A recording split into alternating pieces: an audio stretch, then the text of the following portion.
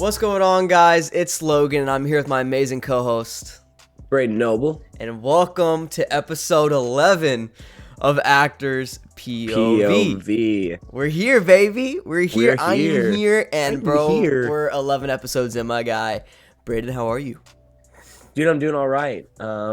Yeah, I'm feeling life lively and fleshed out today. So Yeah. I'm ready for a good day. What about you, my friend? My bro had to knock out an audition last night, a long audition. Those Oh my 4-scene God. auditions make you want to jump off a building, but he did it. 10 minminutes long, bro.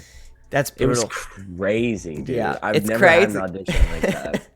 No, he got through it though, Crazy. man. And yeah, those listen, actors don't like auditioning. There's some actors that do. Most talked actors about don't. this. We've talked about this personally. All we want to do is get on set. Auditioning is the worst thing in the world. People just try to get through it, and then once you get on set, that's when the real fun starts. So Yeah. when you get a crazy audition, like 4 scenes, that's like 10 or not 10, but like 15 pages long, like Brayden.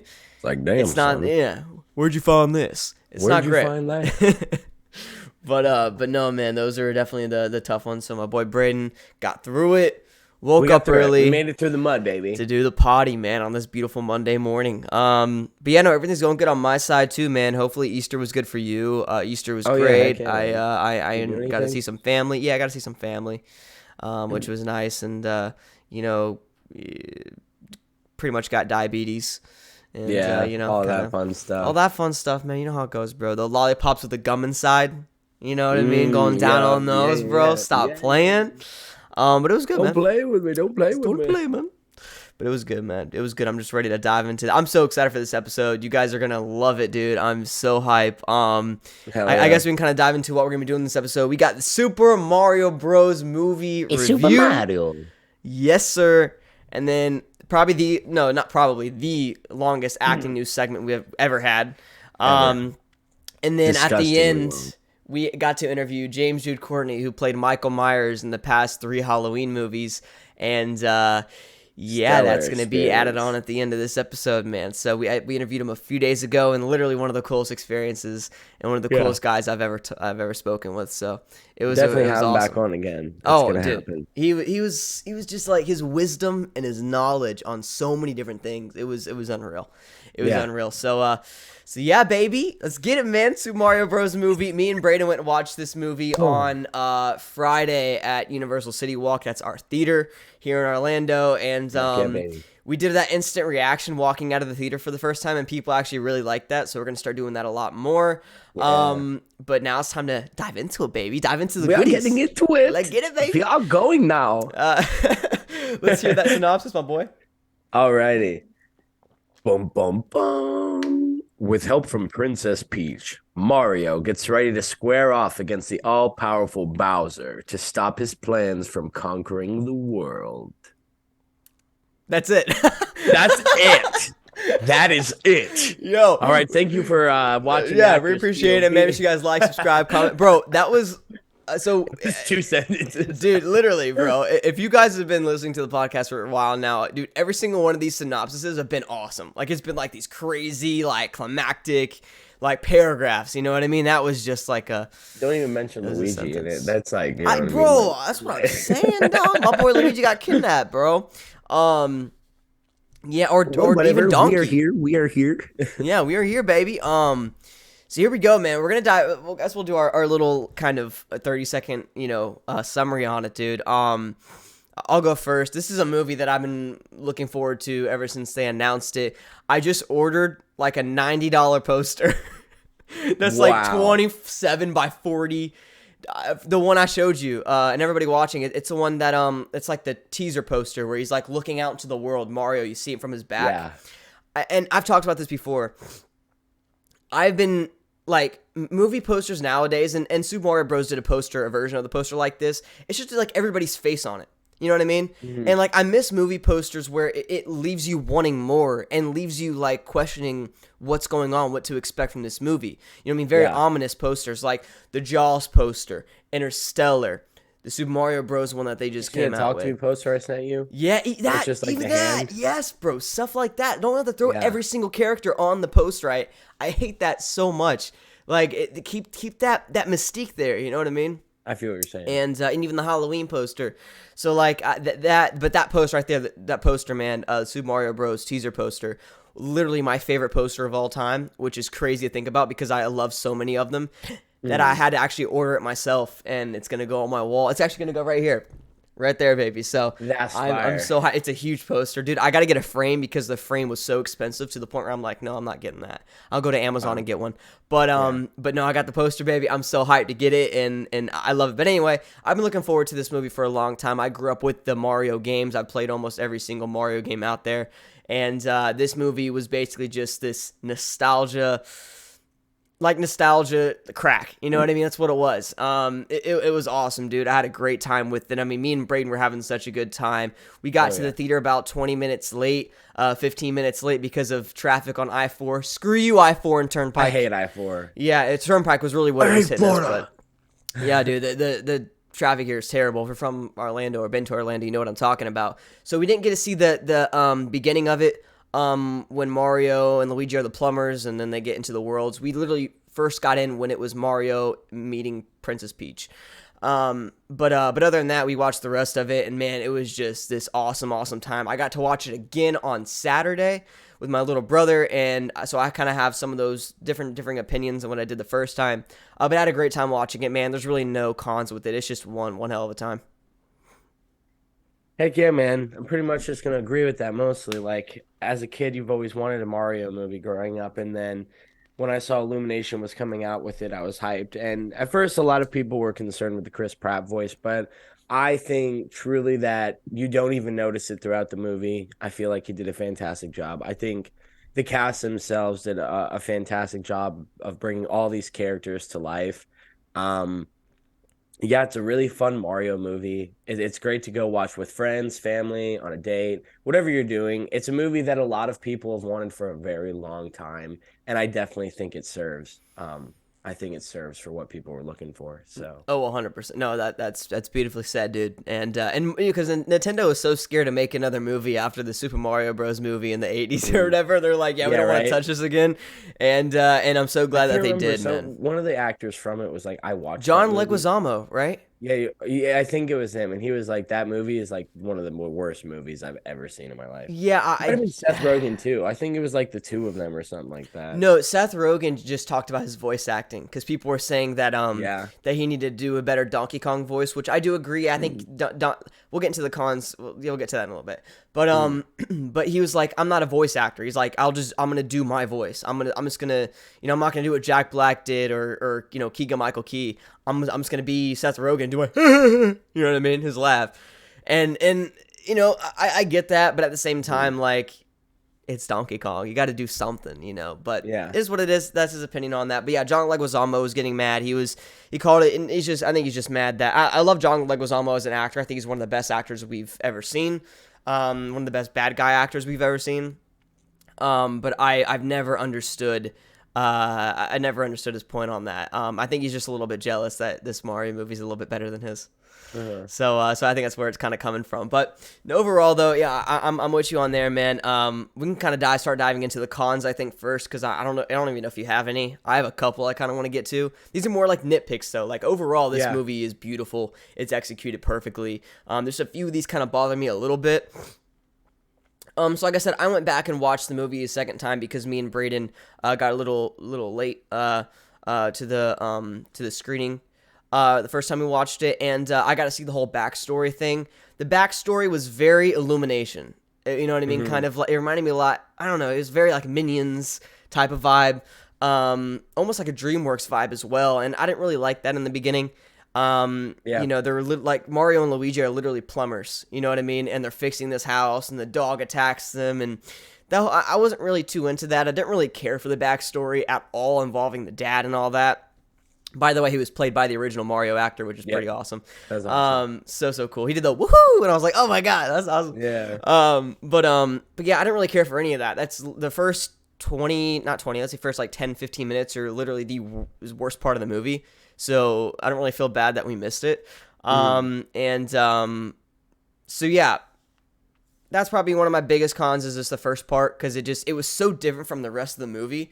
Like, once this movie gets going, it gets going. And me and Brayden looked at each other and we're like, bro, I understand why this movie is like an hour and 20 minutes because it's just so fast paced. You're going from one thing to the next, to the Yeah. next. And but I like that a lot. I just wish they would have kind of dove into that a little bit more. Yeah. But that backstory part, didn't really care for it at all. And that kind of goes to my next con, which is it should have been longer. I Absolutely. guess, That's one of my cons. yeah, I'll let you dive into it a little bit too, expand on it. But, they left you wanting more, which I think is what they wanted to do because they want to make a whole universe out of this, Yeah. which we'll get to in a little bit. But overall, I was just kind of sitting there like, all right, I want more of it. We could have done another 20, 30 minutes of them maybe, diving more into Yoshi's Island or diving more into, Bowser's Castle, stuff like that. But they just didn't do it. Yeah, no, when we were watching, it's just like, and obviously these are all spoilers when we talk about these reviews, but they once they introduced like the Mario Kart idea, even like when we got into the theater, we were like, what about Mario Party or Yoshi's Island, like you were saying? And it's like we got to see Yoshi's running across the river and then the egg For of 2 seconds. Yeah. It would have been Yeah. nice to actually have like a scene with Yoshi. Like maybe it doesn't even say anything. You see him in the background, like Mario sees him. Kind of like how Peach and Mario did at the beginning. You know what I Yeah. mean? And then like, Yeah. what the heck? And then he runs away. But I think that they could have taken an extra 30 minutes and really just like really just delved out and gave it guts a little bit more to everything because they do have this expectation that there is going to be more and creating a bigger universe, which sucks. It's a good and bad thing because like at one point you're like, yes, we're getting so much more. I can't wait to see it. But then it's like in the moment you kind of feel like you didn't get cheated, but it's just like you blue balled me Yeah. just a little bit, Just a little bit. a little bit. So Yeah. it's like you know what I mean? It's a pro and a con, but I definitely look at it as a little bit more negative because you could have given us 20 more minutes of something, even that was already present in the movie. You know what I mean? Mhm. Or, a little bit more backstory with like the penguins or, I know Oh, that you dude. see the scene, but like a No. little bit more with it. That was so quick. Like, dude, they literally just got captured in like 2 seconds. I'm not even joking. Like, like they made it. That was a big part of the trailer. Like, remember that Yeah. he steps off and the penguins show up. Like, I expected there to be like a crazy battle, but they get captured in like 3 seconds, and Bowser like does the dragon thing and heats up the entire cat. I was like, bro, I don't know. It just happened so quick. Yeah. But one thing I do love about this film though is you're so caught up in what's happening. Like you're like I never checked my phone at all. I was just sitting there enjoying the film, dude, because it was just one thing to the next. That I feel like, and I feel like everybody in the theater was the same way. Dude, this is crazy, but when I was in the theater both times, I only saw 1 to 2 people get up and use the restroom. Like everybody was into that movie like I've never seen before. So you could have added on another 20, 30 minutes and people would have been so engaged with this film, it wouldn't have mattered. Absolutely. Even the parents, dude, there's parents that were laughing more than the kids, that were freaking out when, Tanuki Mario came on screen or, these little Easter eggs of Yoshi Island and Luigi's Mansion and stuff like that. Like, dude, the parents were enjoying that crap because that's what they grew up with. And so I wish they would have gave us a little bit more, but obviously they're wanting to make a whole universe out of this and they're going to do some crazy stuff. So I'm absolutely just totally hyped for that.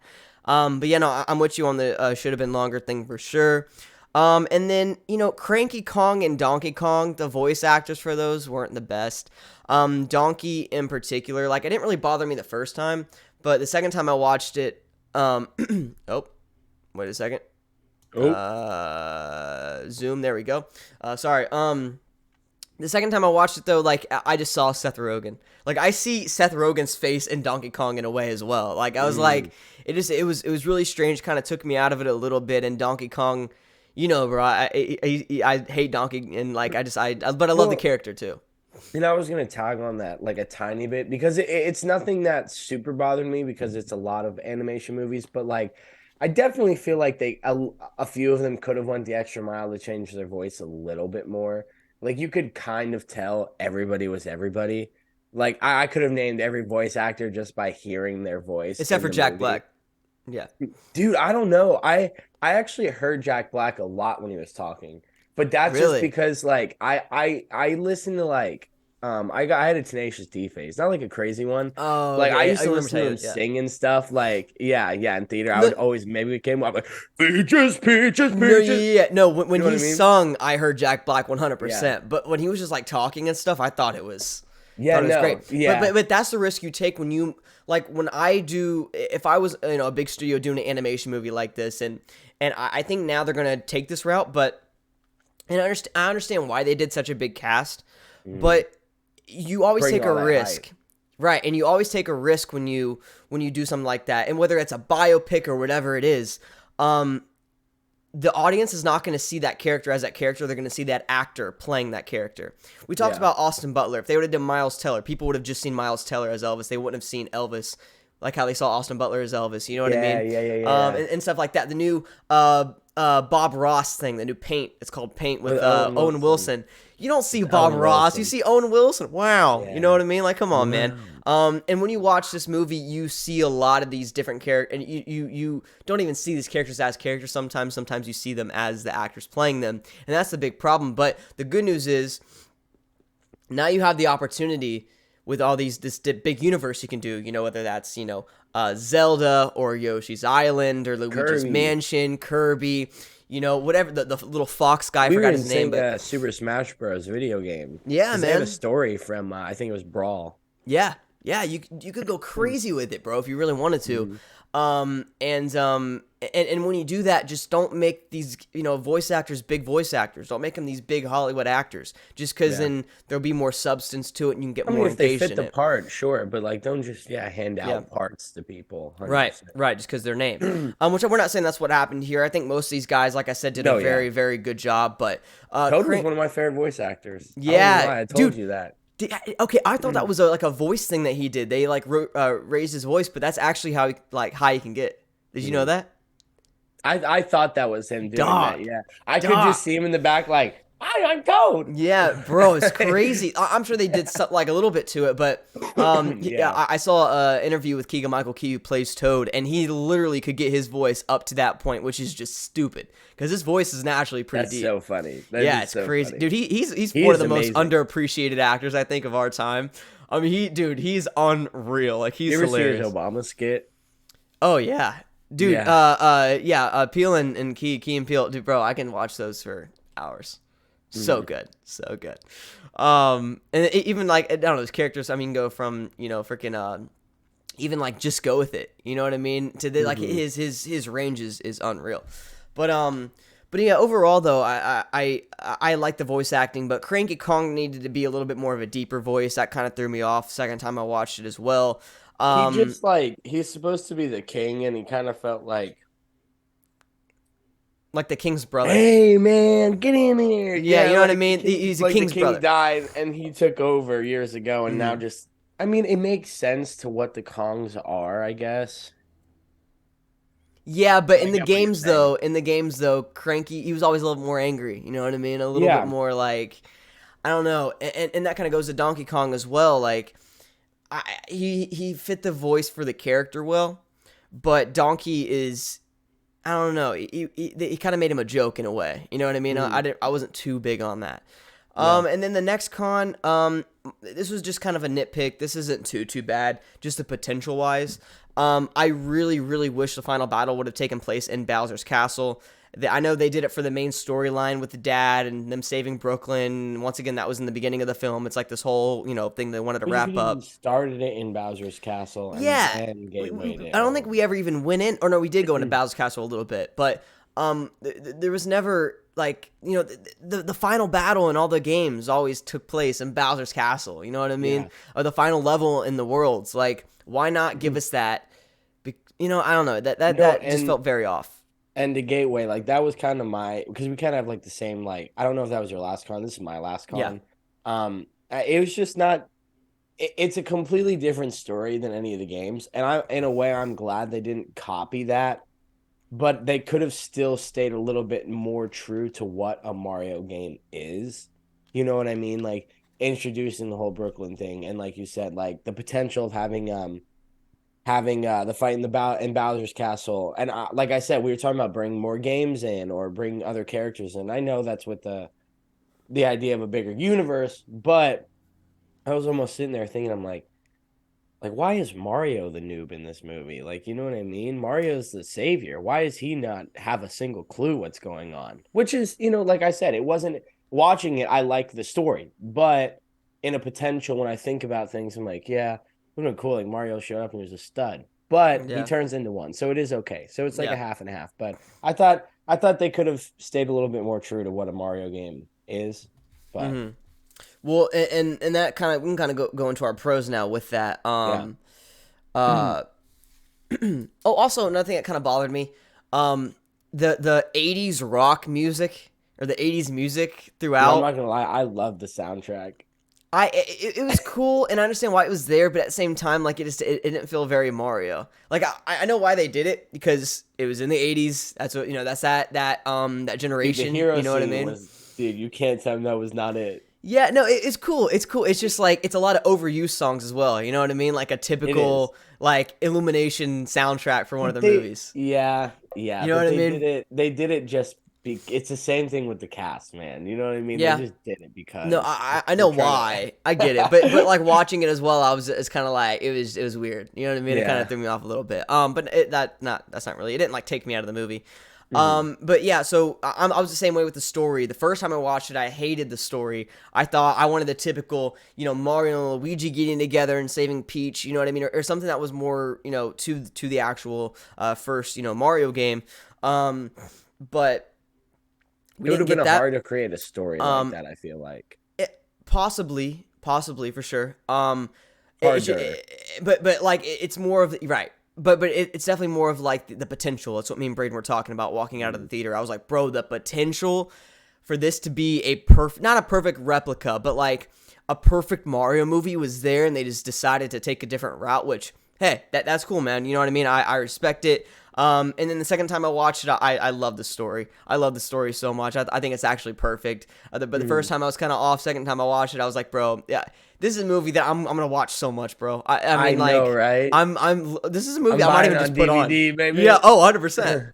I mean, this is a film that I'm gonna watch a lot. And I'm gonna watch it already again, and I've seen it twice. So, Yeah. I love the story so much, and I've really grown to appreciate it a lot more.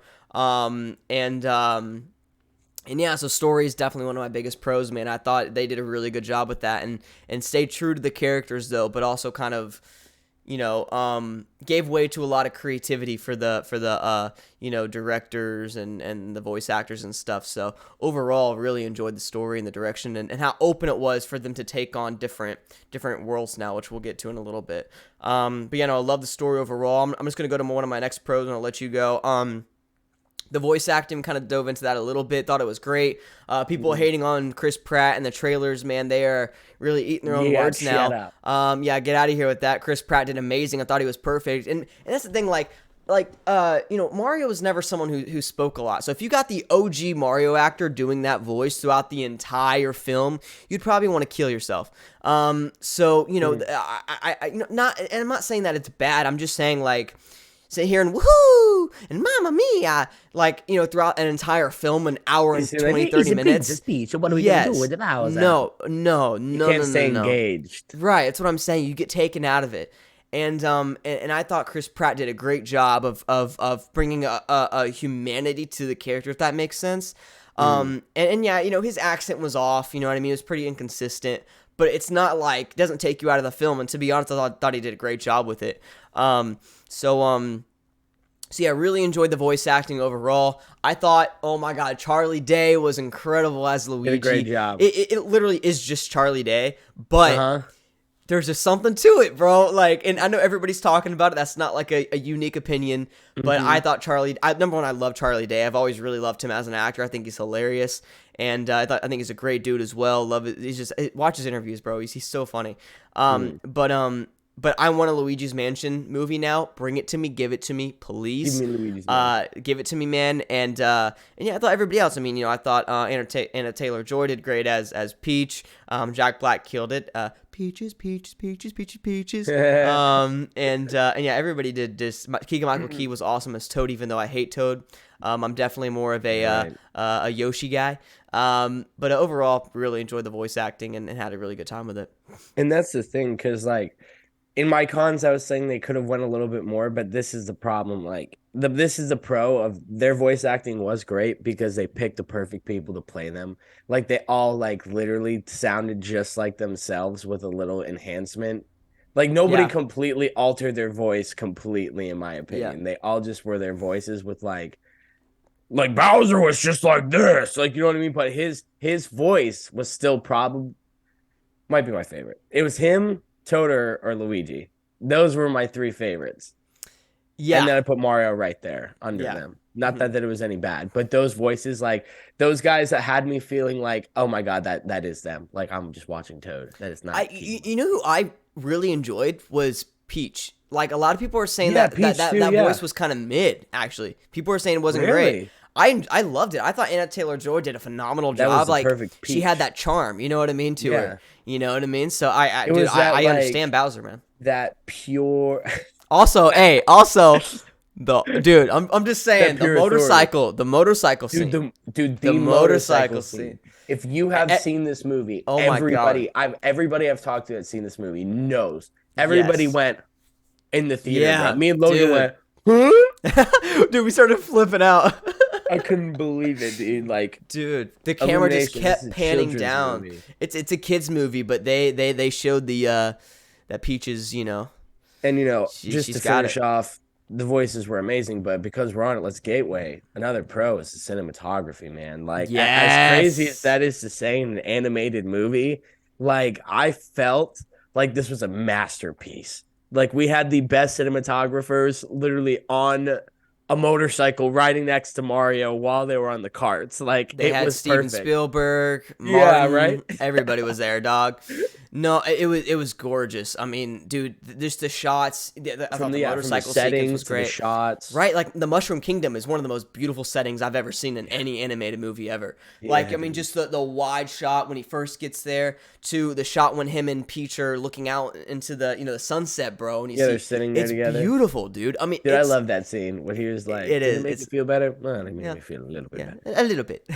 A little bit. Yeah, it was gorgeous, dude, and yeah, the cinematography is definitely on my pros. I mean, and I even looked to Brayden in some of the shots, and I was like, bro, that's a beautiful shot. Like Yeah. it was, and I don't ever do This that. movie came out a few months ago. It beats Pinocchio. I'm telling you right Oh now. yeah, oh It's bro, smashing dude, Pinocchio out of the this water. if this doesn't win an Oscar for best animated movie, I give up. I mean, I dead give up, serious, dude. man. I give up, and I don't think it's Yeah. going to because critics hate it, which I like. Here, Brayden, I'll let you kind of keep talking. I'm gonna look up the critics rating right now. It is actually a joke. It is actually a joke. Yeah, no, Um, but when you guys come watch this movie, from just how the characters look to even things like I love the Mario Kart scene where they're customizing their own cars. They literally have it like the video game. It changes from scene to scene where you're seeing the different parts and the paint splatter. And then you're riding in the Koopa Village and you're on the track and you see the beach water, you see the fish jumping, the sun shining, like it's crazy. It literally looks like an Unreal Engine, like 4K yeah, driven. yeah, no, It doesn't even look fake. It looks like really, really. Looks like so Murder Mystery Party too.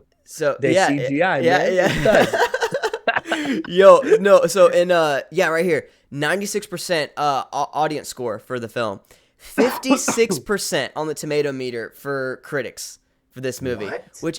which is why you never listen to critics, man. Don't ever listen to critics. Yeah. Always listen to the audience. And yeah, and that kind of goes into we'll go into the animation from there. The animation's beautiful. I mean, Perfect. the animation is perfect, dude. Illumination was the perfect company for this. I thought they killed it. I thought it was beautiful. They also, didn't pull what Sonic did at first and do something crazy. Like the characters look like the They stayed characters. true. You know what I Yeah. mean? Like it literally looked like and what's really cool is they took the Mario and Luigi, put them in there, and then they created the real world around them, if that makes sense. So they're on Dude. Earth, and the humans kind of had a Mario feel to them, and it was a great job, dude. I mean, and also, dude, the details when like Mario falls, his overall thing will be falling over. He puts it on, or he might do this real quick, his mustache, it might like stuff like that. The really specific stuff I love, That was and the super attention to dope. Yeah. detail was awesome. No, and I was gonna say, I just thought of it, dude. Like Jim Carrey in a Mario movie when Sonic and Mario cross over. That would be nasty. But Yeah. not that was off topic. But yeah, dude, I love the character models. I think everybody fit perfectly, and like you were saying, like I love when they were adjusting themselves, or like even when the camera turned off at the end, he was looking in the mirror, or like in like the TV screen, then he just like fixes his hat, he like Yeah. wipes his nose, fixes his mustache, and gets right up, and I was like, dude, that's legendary. Yeah. And like you said, only, and I bet you saw it a lot more when you went back the second time. But you have to be really precise and be really like engaged to see those small things. And yeah, man, I noticed that a lot with actually Donkey Kong too. They had him do a lot of stuff with his thing flying, or when he was like constantly climbing around. It was cool to see every individual foot or like or toe or finger Yeah. like move and grab. It was super cool. No, they put a lot of attention to detail for sure. They've been working on this movie for like 3 years now, and you can Yeah. see it. I mean, it's beautiful, dude. Can't get 20 more fucking minutes. That's what I've I'm been saying, working man. on for three Just goddamn years. I give us can't get 20 something, man. minutes. Give us something. And then I guess my next thing is they kept true to most characters. We already kind of dove into that. The nostalgia overall was incredible. I mean, everything Yeah. from just what and you mentioned this, Brayden. You wanted more of like the actual like course stuff of them jumping on the course. We talked about when Mario and Peach are kind of like learning the course stuff. The flagpole. You like that? Yeah, the flagpole stuff. The actual like Super Mario Bros. Course. Yeah. You wanted a little bit more of that, and I'm with you. Dude, oh my god, one of my favorite parts of the entire film was at the end when Donkey Kong and Mario are like side by side going through the things, jumping on the Goombas. You know what I'm talking about? They're Yeah. at the end where they're like doing it at the same time. That was One of so the best, nostalgic. bro. Dude, it was. Were you just like awesome. following Mario? Yeah, that was so dope. It was like you're playing the game. Yeah. Like it was executed so well, man, and it was beautiful. And then you have the Mario Kart stuff. You know what I mean? I play Mario Kart on Mario Mondays. I'm gonna play it tonight on stream. And you see like these little the actual maps from Mario Kart 8, and then the anti-gravity thing, the little wheels that turn and they're like hovering. That's from Mario Kart 8. That's really recent. So it's so cool to see those little things, man. Or it might have been Mario Kart 7. I think it was Mario Kart 8 though. But it was executed so well, man, and there's so many points throughout this movie where I was just freaking out, and me and Brayden both. I mean, we were just grabbing each other, Constantly shaking, like, oh my god, constantly. you know what I mean? Oh It was, my God. dude. And then the blue shell thing, bro. The way that they did the blue shell was perfect. That was one of the coolest things in the entire movie, hands down. Because I even looked at you and I was like, okay, that's cool. Like we were like, dude, they did it different. That's really dope. Mhm. And then they also made it the nostalgic way, and I was like, that's even doper. Take more of my money. Take all of my money. That's what I'm saying, And man. I just love that. You can't escape the blue shell. Yeah. Yeah. Oh, dude, we'll kind of go into the soundtrack, like the score. Not the soundtrack, but the actual score of the film. Mm-hmm. The music, bro, was so good. I mean, like just the blue shell, the sounds of the blue shell was perfect. The dun dun dun dun dun dun dun dun dun dun dun. Oh, I was bro. gonna say, because they incorporated it in such a way when Bowser was like, "Come join me on the piano." Ba-na-na-na-na-na. Yes. Yeah. Ba-na-na-na-na-na. Yep. Ding ding. It was, dude. Oh, I bro. thought that was so cool. Yeah. Because they're No, just everybody chatting loved and it. having a meeting, but they're playing the score in the background Mm-hmm. as the characters. I was like, that is so dope, dude. Yep. Yeah, I think the one thing we were missing was remember the pop, the thing that you would click and then like oh my god, like so it'd be like it'd go dun-dun-dun, pop, dun-dun-dun. You know what I'm talking about? Yeah, it was like a little power thing. You jump on it. It's like a little button almost in the games. And you have the little pop thing. That's the one thing that they didn't incorporate, which is really interesting because it's kind of like a pretty big part. And they could have easily done that. You know what I mean? They can't get through a wall. They jump on the little pop thing, and then it's like it's coins, and you go through it. Like they could have did something like that. I know exactly what you know what I mean? I like described that in probably the worst possible way, but yeah, like they could have definitely incorporated a little bit more of that. But the score was beautiful, dude, and like. And just like the classic Mario theme. I mean, dun, dun, dun, Dun, dun, dun, dun, dun, dun. Like it was, oh dude, I don't even know how to describe it. It was perfect. I don't know the guy who did the score. I should have wrote But his killed name it. down. Unreal. I mean, Killed it though. one of the Yeah. best scores I've heard in a minute. Yeah, man. So good No, stuff there. it was I'll so let fire. you dive into another one of your pros, bro. Yeah, I mean, I don't really have much left. I think I got one more, and that's really just Illumination in general. They smashed it out of the water. Like it's not really a specific. It's not a specific one, but it kind of just is basically like my overview of everything. I really enjoyed the characters from this movie. I really enjoyed everything that they brought to it. And the biggest thing is they didn't push anything onto us as an audience. You know what I mean? I Mm-hmm. didn't feel like I had to learn something new about Mario or maybe the Brooklyn thing, but that's kind of like that's already Just a backstory we already backstory. knew about. They Yeah. just never touched on it because it's a video game. But I didn't feel forced to learn a new concept, or I didn't feel like I was forced with Chris Pratt's voice down my throat. They just Yeah. every piece of the puzzle fit perfectly, and this is just like one of those puzzles where you put the last piece and you stand up, you look at it, and you're like, "Damn, I did that." And Yep. yeah, it's just gonna be a movie I go back and see over and over again. I would keep saying pros all day, you know what I mean? I have so many just because I really like this movie. I looked at you in the moment, I was like, this is one of my favorite animated movies of all time. I have Yeah. like nothing bad to say. And for me, I guess my last pro would be I do love the soundtrack. I really like the 80s theme for some reason. I was just like, it is because they are so overplayed and iconic, but that's why I liked them because every scene they picked like the perfect song for it. Yeah. Even when Blue Sky came on, I was so shocked. I was like, bro, there's no way that they use this song. But I was so hype in the theater. So yeah, man. But yeah, I guess that's my last pro. I really like the soundtrack. I don't know why. I was just vibing. Those are Yeah. some No, of my I favorite feel it. songs. I feel it. Yeah. So it's weird, man. When I first, I will get to that in a little bit. How I feel about the film. But I got two more pros I want to talk about. Yeah. My biggest worry going into this film, and me and Brayden talked about this a lot, I was scared about the kid humor.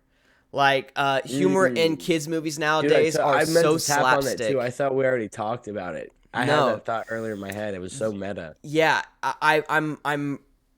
I'm really not big on that. Like SpongeBob, for example. Go watch a classic SpongeBob episode from 1999 when it first came out, 1998 around there, and then watch a new SpongeBob episode. You're like, what is this, bro? What are we Yeah, doing? totally different. You know what I mean? The humor's changed so much in a negative way, and maybe not in a negative way because our humor is different from our parents' humor, and our parents' humor is different from their grandparents' humor. So like it just it changes from generation to generation. Yeah. But it wasn't that bad. I mean, there was moments where I'm like, okay, that's for the kids. But like overall, I didn't feel They any gave us way. that Now, motorcycle scene for a reason, brother. yeah, that's what I'm saying. They knew we needed that. But yeah, it wasn't too bad, and throughout the film, I really enjoyed myself. Now, I wish this movie was a little bit more serious. Like, go back and watch the teaser trailer for this movie. It looks like this is a serious threat. Yeah. It's crazy, and then it's a kids movie. Like, don't give us a serious trailer if it's going to be a kids movie. You know what I mean? Like, I hate when studios do that because the reason they wanted to do that was to bring in the adult audience with it. So I was hoping for maybe a little bit more of a serious plot and some serious stuff. And we didn't get too much of that. But overall, I enjoyed the movie for what it was. Had a really good time with the humor, and a lot of it did hit. And I was laughing throughout for sure. It was very meta. Like, you know what I mean? It was very aware of itself, and it was still Mario. Like the humor was still Mario related, but it Yeah. was I feel like any age group from like 4 to 40, everybody was laughing. Like Mhm. we heard multiple people laughing throughout the theater multiple times. Yeah, no, for sure. So I had a really good time with that. Before we get to my last pro, because it kind of leads into like a whole nother segment in a way. I just want to give props to Donkey Kong Country. Such a good game, Oh, and that's my favorite part of the entire film because it literally sets when up. they brought that track in. Yes, it sets Yeah, up what the rest of the movie's gonna be. Yeah. When they show up, Toad, Princess Peach, and Mario, and they show up to Donkey Kong Country, into tropical, whatever you want to call it. Yeah. And they go there, and the guy answers the door, and they hop on the track, and then do it's kind of like almost like a little tease for what's to come with the Mario Kart stuff. And they Yeah. go through the track. It reminded me so much of something, is it Wilderness Woods or something like that? It's a track from Willow Woods or something like that. no, Wilder. I don't know. We sound I stupid, know which but one you're talking yeah, about. from Mario Kart 8. Yeah. Bro, it's 100% of what they were going for because it's like the same exact track, the wood planks. Like, I felt like I was watching Mario Kart 8 Deluxe, bro, and it was just so cool. So I had a really, really good time with that. And so I just got to give props to that, man. I thought Donkey Kong Country was one of the I coolest remember settings. You looked over at me. You were so hyped. You were like, Yeah, "Yo, dude. Yeah, I love bro. this part of Mario Kart." Yes, I was enjoying that so much, man. And then when he jumps off and he's going down, and he does a little parachute thing, the glider, Yes. and goes in. Yo, They're like, ah. yeah, bro, so I was like, clean. dude, this is perfect. Dude. That's when in the movie I sat back and I was like, this is perfect. Yeah, no, I heard Brayden go, "Oh my god." Yeah, dude, I loved it. It was so great. Much. So that's my last big pro, and I'm kind of get to this. I guess my last pro here, but this movie set up a whole universe, and you can do Luigi's Mansion now, like I said, which would be awesome. Give it to Mario me, please. Galaxy, they hinted Mario Galaxy, Mario Wait. 3D World. You could do Yoshi's Island. You could even dive into the Shy Guys, dive into the Koopa. You know what I mean? dude, world. and that's another thing because it is along with your pro. They introduced so many characters in this movie. There's Yes. so many side characters and Easter egg characters that like are maybe only in one game. At like the wedding and stuff, that was a super cool scene. Oh, King Boo, the bomb. Yeah, Big Bomb, yeah. That was crazy. So like they definitely could go deeper now with all introducing all these characters and making it known in the world. Yeah. No, I'm with you 100%. One more thing I was going to get to say as well. Oh, dang, I kind of forgot. That's why. But no, like even like even like Zelda, you know what I mean? Like there's so many other Nintendo properties that they can dive into now. Make a whole universe out of this, dude. I'd even do like a Mario Kart, like a Cars type of story. You know what I mean? Like just I would, dude. I would say Mario Party. Mario Party. Yeah, you mentioned Mario Party. Do Mario Party, man. Do a bunch of different things with this. And obviously, the way that the direction they're going to go now is with Yoshi for sure. I don't really like Yoshi being in Brooklyn though. Not too big on that. Bring him. Yeah, well, remember when it shows the egg at the end? I think it's in the Brooklyn sewer where they first went in. I think. I don't like that. Get him out of Brooklyn. Put him in. I want to explore Yoshi's Island. I want. I want. Mario to kind of ride Yoshi like a horse, like in the games and stuff. You know what I mean? Give us something like that. In the actual Mushroom Kingdom, whatever it is, in those worlds. Get out of the real world. They end up living in the Mushroom Kingdom and stuff in the end, right? They do. Yeah. Okay. Cool. Yeah, cool. But Yoshi, his egg, I think, is in. Because remember when everything kind of came into the real world? I was gonna Yoshi's say, egg is in Brooklyn. I don't like that. Yeah, I'm not too big about that. Back, bro. Hopefully, man. They yanked that boy. Yeah, but that Yoshi at the end, bro, I was like, what? God? Yeah. Oh my god. So you know I'm a big Yoshi fan. Look at this, bro. I'm a big Yoshi guy. So I'm absolutely hype. I know that's the direction they're gonna go with it, and with how much money this movie freaking made, they're okay. They're okay. They're definitely gonna do some more. But yeah, is that it for your pros, man? Dude, that's it for me, man. I think so. All right. So I'm just gonna say how much the movie made before we do our final ranking, man. This movie, its first weekend, this is stupid. When I sent you this, bro, I was so surprised. They said that they would be disappointed if they didn't reach $100 million, and they reached it and exceeded it. I think by a little bit. It made $204.6 million domestically. Domestically. And made $377.6 million worldwide. And that's only gone up since. Yep. Since.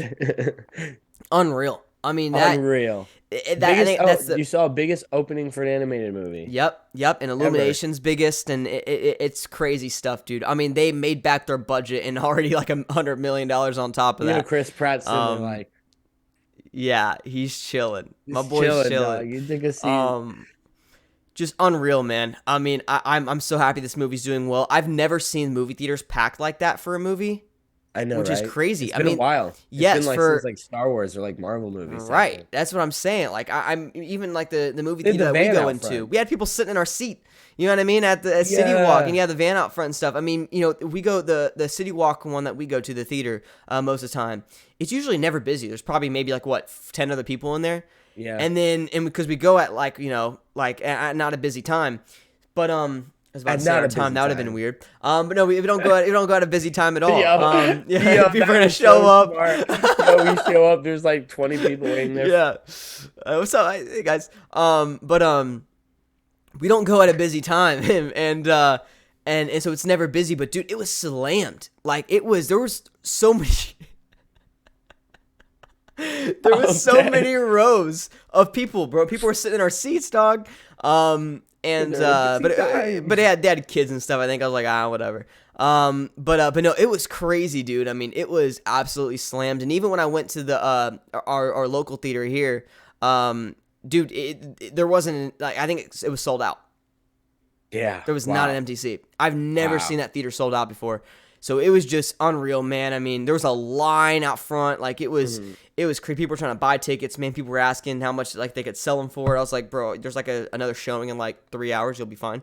Yeah, right. But no, dude, it was Go get crazy. dinner. Yeah, Come yeah, just back. go hang out. Crazy stuff, man. So I'm so glad the movie's doing well, which Heck once yeah. once again means we're gonna get a Yoshi movie I and was all about that to say, stuff, now you bro. know we're for sure getting Oh more. yeah, I'm absolutely hyped, man. But yeah, it's time to do our rating, bro. I want to kind of say this too before we dive into this. When I first watched this movie, I liked it. Brayden liked it a lot more, but I wasn't. I was big on it. It was definitely probably like in the nines. But then I watched it again. No, but then after like another day, after I went to sleep, I was like, bro, this is the best movie I've ever seen. And then I went and watched it again on Saturday, and it kind of went down a little bit for me. But I still appreciate it for what it was.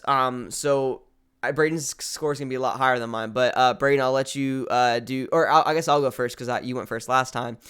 I know Braden's gonna be I'll do my prediction after. But for me personally, like I said, I really enjoyed this movie. My rating has gone up and down all around. We're not gonna be the same, by the way. I would probably give this movie probably a solid like. I'll probably go like a 9.4. This is a movie that I love so much. 2 days ago, this movie was probably a 9.9.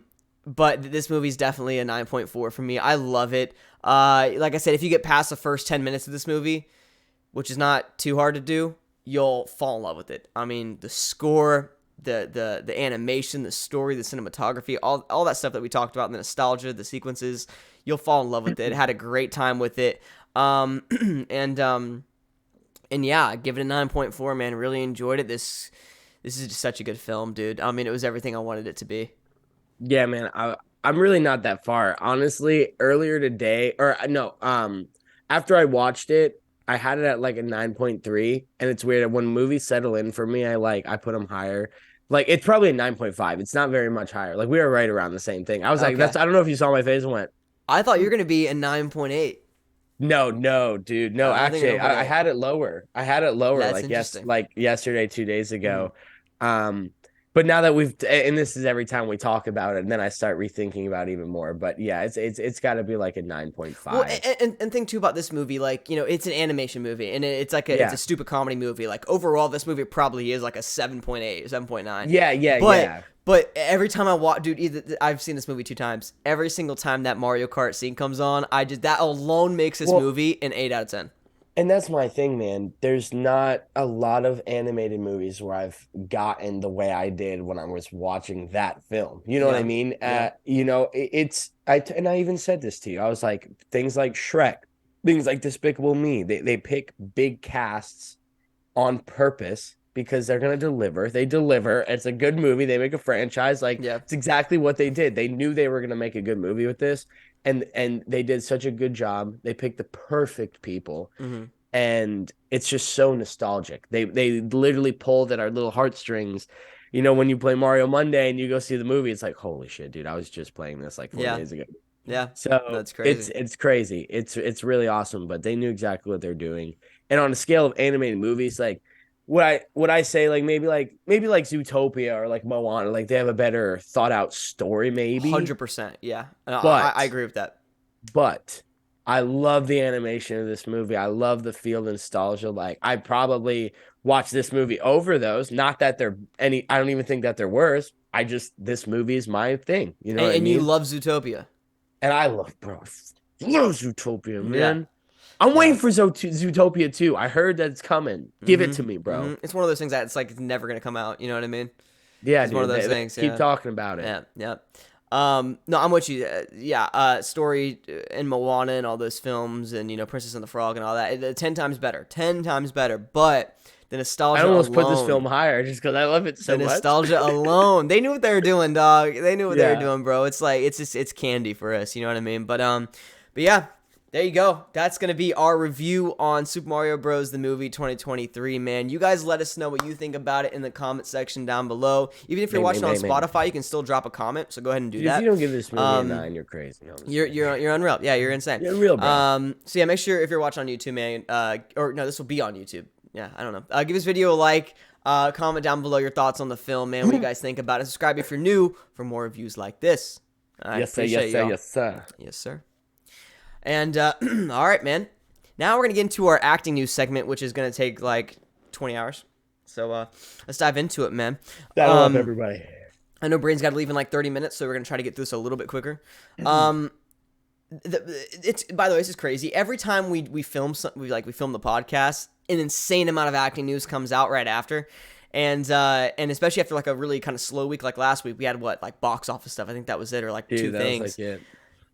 We have like a whole page, guys. I'm not even joking. All of this and all of this is all acting news. So we'll just dive into it. I'm a huge Moana fan. We talked about this. Moana is my favorite animated movie of all time, one of my favorite movies of all time. And now they're doing a live action starring the actual actors from the movie. Yep. I literally just talked about this in class with my director, and he makes a really good point. It's like, not that I'm like sitting here like, why are they like, oh, I don't want to see this, but like, why did you even make the animated one at this point? Like, Yeah. so soon. Yeah. You know what I mean? Beauty and the Beast had to wait 40 years to get a live action remake. What are we doing? Yeah. Yeah, I'm not excited, but it's like, no. why? No. Why? I really don't care for it, to be honest, came out man. like 4 years ago. Yeah, I don't really care for it. I love The Rock, and I love the girl who played Moana. Her voice is one of the best voices I've heard. She's unreal. Such a young age. Yeah, she's like 15, dude, and she killed it. It's just not a movie that I'll watch it in theaters, but I'm just not high. Yeah, that's literally what it is. I'm sure it'll be okay, but why? We don't need it. It's just gonna be the same story, just live action. We don't need that. You know what I mean? I don't know. Just weird. And yeah, exactly what it is. Blue Beetle trailer just dropped. Dropped last Monday. Blue Beetle was one of my favorite DC characters ever since I was a little kid. So I'm really excited, man. It looks good. And we got George Lopez in it. Yeah, man, I love me some George Lopez. Who doesn't? You know what I mean? I remember waking up in the middle of the night as a kid. Oh my God. Yeah, dude. Yeah. But it looks good though, man. That's gonna be fun to review on the potty for sure. Yeah, definitely, man. Looks a little bit more really like that character. Yeah, it looks a little bit more like technological, like advanced than what I wanted. You know like what I mean? Cyborg movie, but like almost. a cyborg movie. Yeah, I'm not too big on that, but we'll see how it goes. Oh man, this is stupid. Another Harry Potter series coming to HBO Max, where it's gonna be each season will be focusing on a new book. I hate that. Yeah, it's stupid. I'm like, are you gonna recast Harry Potter? Like what? I don't think so. I think they're just gonna like focus around like all these different characters, which it might be good. There's been stuff in the past where it's been announced, and I'm like, how are you gonna do that? And then it works, but I just don't really care for this at all. We already have the Hogwarts Legacy one, and what's so cool about that is that's an original story. This is not an original story. It's gonna be focusing on each book, and we have a new movie coming out. Like we don't. Let's relax. The Cursed you know what Child, I mean? yeah. So I don't really care for this at all. No, yeah. I mean, I love Harry Potter, but like exactly like you said, like we've already gotten Fantastic Beasts shoved down our throats. We're about to get a new Cursed Child movie with all the returning actors. We're getting a Hogwarts Legacy series. Like, why do we need to go back to the same books? Like, it's going to be the same. It's not going to be the same story, but we know the events that are going on. You know what I mean? There's nothing new. You're making, I don't know. And then I don't know, what man. you do is you risk messing up the story of the other Harry Potter movies. Yeah. You know what I mean? Because it takes place at the same exact time. So like, I don't know, man. I'm not too big on that. Also, I'm more of a movie guy than a series guy. That's just me personally. So I'm not too. Yeah, I like movies. New John Wick franchise movie. It's not John Wick, but it's in the world. Yeah, Armas. Yeah, Ana de Armas. Ballerina coming to theaters 6/7/24. So we got June 7th, 2024. Yeah, I'll watch it. I think Ana de Armas is great. She's a great actress, and I love any kind of action movie like that. And if it's the same people behind it, it's probably gonna be pretty cool. So I'm excited. I agree. Yeah, looking forward to it. I won't lie. I don't know if you can replace John Wick necessarily. Oh no, You know what I mean? they're not. I hope they're not trying to do that. Yeah.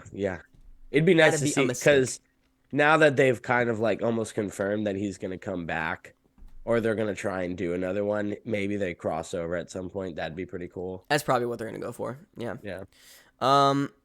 The Barbie trailer dropped, the movie that we're all looking forward to, and I'm out. Yeah, screw watching Oppenheimer. We're watching Barbie. Bro pulled up.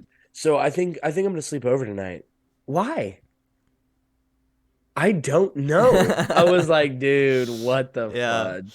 Yeah, it looks kind of. I kind of want to watch it. As stupid as that Not me. sounds, like I want to see good. if it's good or bad, dude. You go for it. I need to know. Dude. Do you really think they'd both sign up to a movie that's gonna? Yeah, I was gonna say that's gonna be that bad. Yeah, they would. They definitely would, because they know it's gonna be a big hit. You know what I mean? Yeah, Exactly. The studio's gonna drop a lot of money on it. It's gonna be a big hit. Yeah, they definitely are, bro. Listen, the cast is cool. It's a pretty stacked cast. I'm not gonna lie, and there's some funny moments in it. The different Kens and stuff, but it's just a film that, like I said, I want to go watch some stuff. Christopher Nolan blow up stuff. Oh yeah. So that's what I want to do. I saw Matt Damon's review of Oppenheimer, and he was like, "Dude, it's one of the best films I've ever seen. Like, you don't even know it's 3 hours long." He's gonna say that to promote it, but yeah, you know what I mean. But no, yeah, it definitely gets you hyped. So I'm trying to keep my expectations low. So I love it. You know what I mean. But Cillian Murphy, I love hyping you. up Killian a lot. That was the big thing. He was like hyping up Killian so much. Who doesn't love him, man? He's great. Dude. And the aging thing they did on him is it's so good, so good. Shrek 5 is in the works with everyone returning. I'm ready. No. Dude, I'm ready. No. I why? am here. Once again, it's just like Moana. Dude, we didn't need the fourth one. I won't lie. We didn't need that fourth one. And we don't need a fifth one. The Shrek is a trilogy. It's a trilogy. They need to save it. They ruined it with the fourth. I guess, man. With Rumpelstiltskin. I just I genuinely don't know how. I know Shrek warriors that think the fourth movie is the best movie, and I sit there in awe, brother, like actual awe. Yeah, I don't hate it as much as a lot of people do, but it's definitely I think the weakest out of the franchise. But I still actually enjoy it. Like I can sit down and really enjoy Shrek 4. I don't want another Shrek movie. You know what I mean? I don't want it. But the Puss in Boots movies did really well, and they're like, all right, we're coming back. Yeah. Keanu Reeves and Jonah Hill have a new dark comedy coming out, I believe on Apple TV because it's by Apple, called Outcome. Let me look at there. I have the synopsis here on my phone. Look this up real quick. Yeah, I saw that. Super interesting. I was like, I was like, isn't that an interesting duo? So I do think it's gonna be really good or like really bad. Jonah Hill actually wrote this, Really? which is really interesting, and he's gonna direct it. The story will follow a damaged Hollywood star who must dive into the dark depths of his past to confront his demons and make amends after he is extorted with a mysterious video clip from his past. It's a really interesting synopsis, and I'm actually pretty interested in it for sure. And it's Keanu Reeves probably messing people up. So, yep, I'll take it. Yeah, Reeves probably messing people up. Yeah. Oh yeah. No, yeah, it's gonna be fun. Like those are two of the giants, like two giant A-listers. Like, I'm very excited to see what the movie's like. And Jonah Hill writing and directing. Yeah. Interesting. A24's follow-up to X and Pearl called Maxine, two X's. Is in the works, featuring Kevin Bacon and Bobby Cannavale. Cannavale, I think his name is Carnival. I think it's Cannavale. I've seen him in a lot of stuff, and then Halsey's in it, which is interesting. And a few other big. It's actually a pretty stacked cast. It's just a few of the people. I didn't see X or Pearl. I've heard they were pretty good. I heard X was pretty good. Pearl was eh. But yeah, looks and A24. Who doesn't love speaking of A24, because I had that one. Yeah. Raka Raka, I love you guys forever. Their movie got picked up by A24. It's coming out. The trailer drops tomorrow. I can't even think of the name right now. As I'm like, Is it Follow? Is it Follow, right? no, Follow.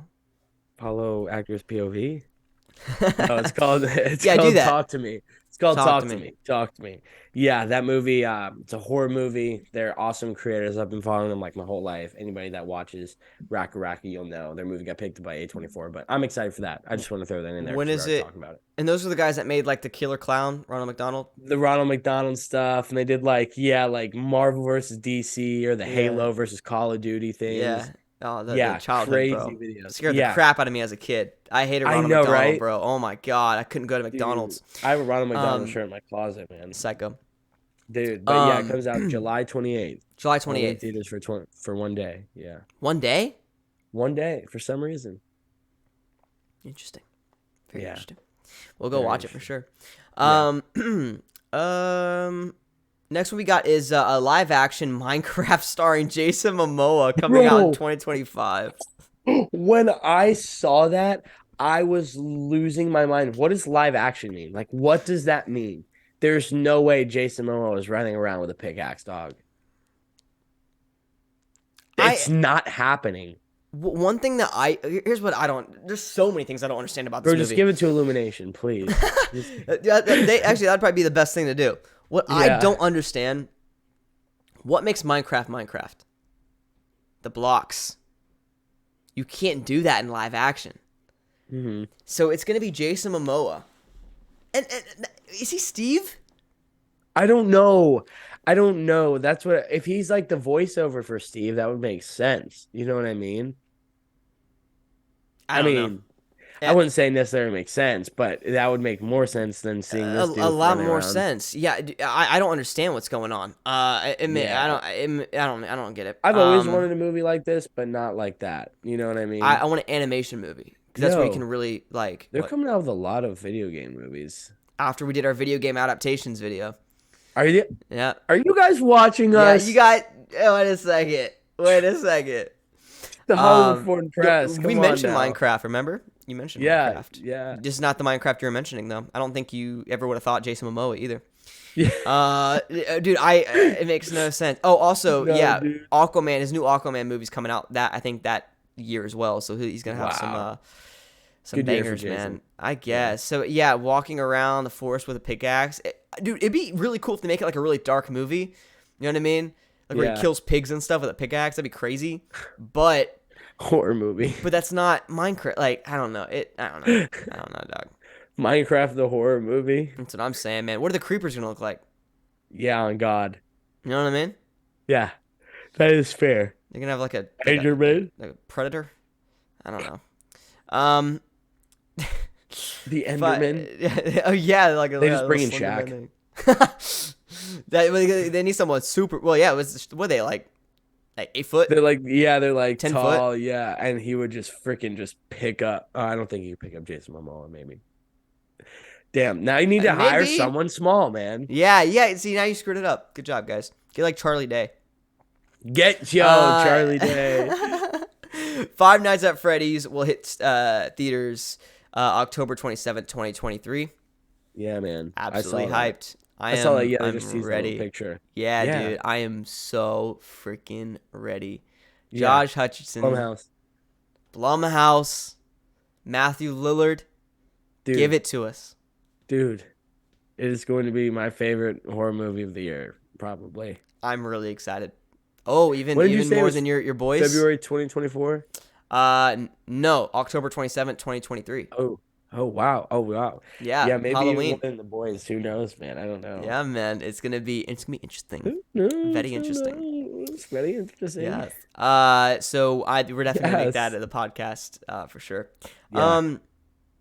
Joker 2 wrap filming. We talked about our thoughts on this before on a previous episode.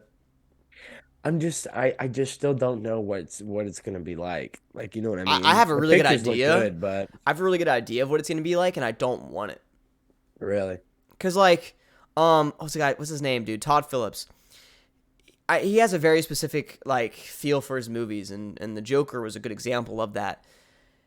It's gonna be pretty much the same like tone of the first Joker film, just with like a more like theatrical approach with the musical. I just don't care for it.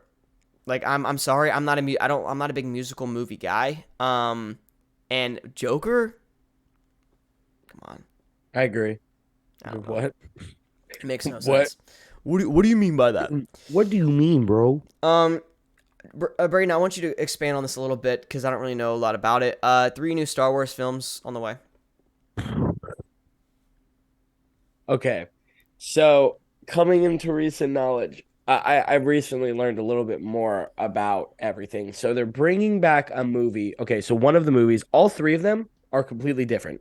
Like it's not a three trilogy as I thought it was. Oh, One of the movies that they're doing is they're bringing back Daisy Ridley to play Rey.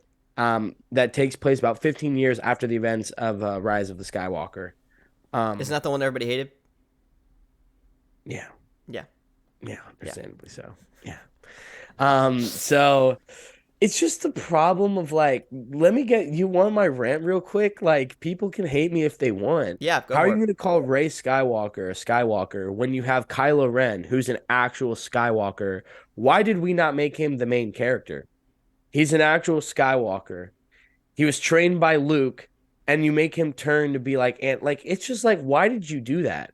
He could have had a. I'm sorry, I get so passionate. Rey was just such a like a Daisy. Don't hate me, but like such a dumb character, like just so stupid. Like You're not the only person. Ahsoka. I'm so excited for Ahsoka. They just announced that too at the Star Wars event this weekend. I am so excited for that. They just put her in the show, and now they're giving in Mandalorian. Now they're giving their own show. Mhm. But like, dude, Ray, like, not it, dude. Not freaking it, dude. Yeah. This is the problem. She like when you look at like Anakin and Luke and them, they were trained by Jedi Knights. They were the best of the best. And you have Kylo Ren who was trained by Luke himself, which when we go in comics, comic book theory is the strongest of all time. He gets whooped by Ray. He just Mhm. gets whooped. She's never trained with anybody in her life. Now you can be like, oh yeah, she did go and train with Luke. She never trained with anybody in her life and still won, bro. Still won, bro. How does that make it makes no sense. So moving on, it's a movie about her trying to rebuild the Jedi Order, yada yada yada, 15 years later.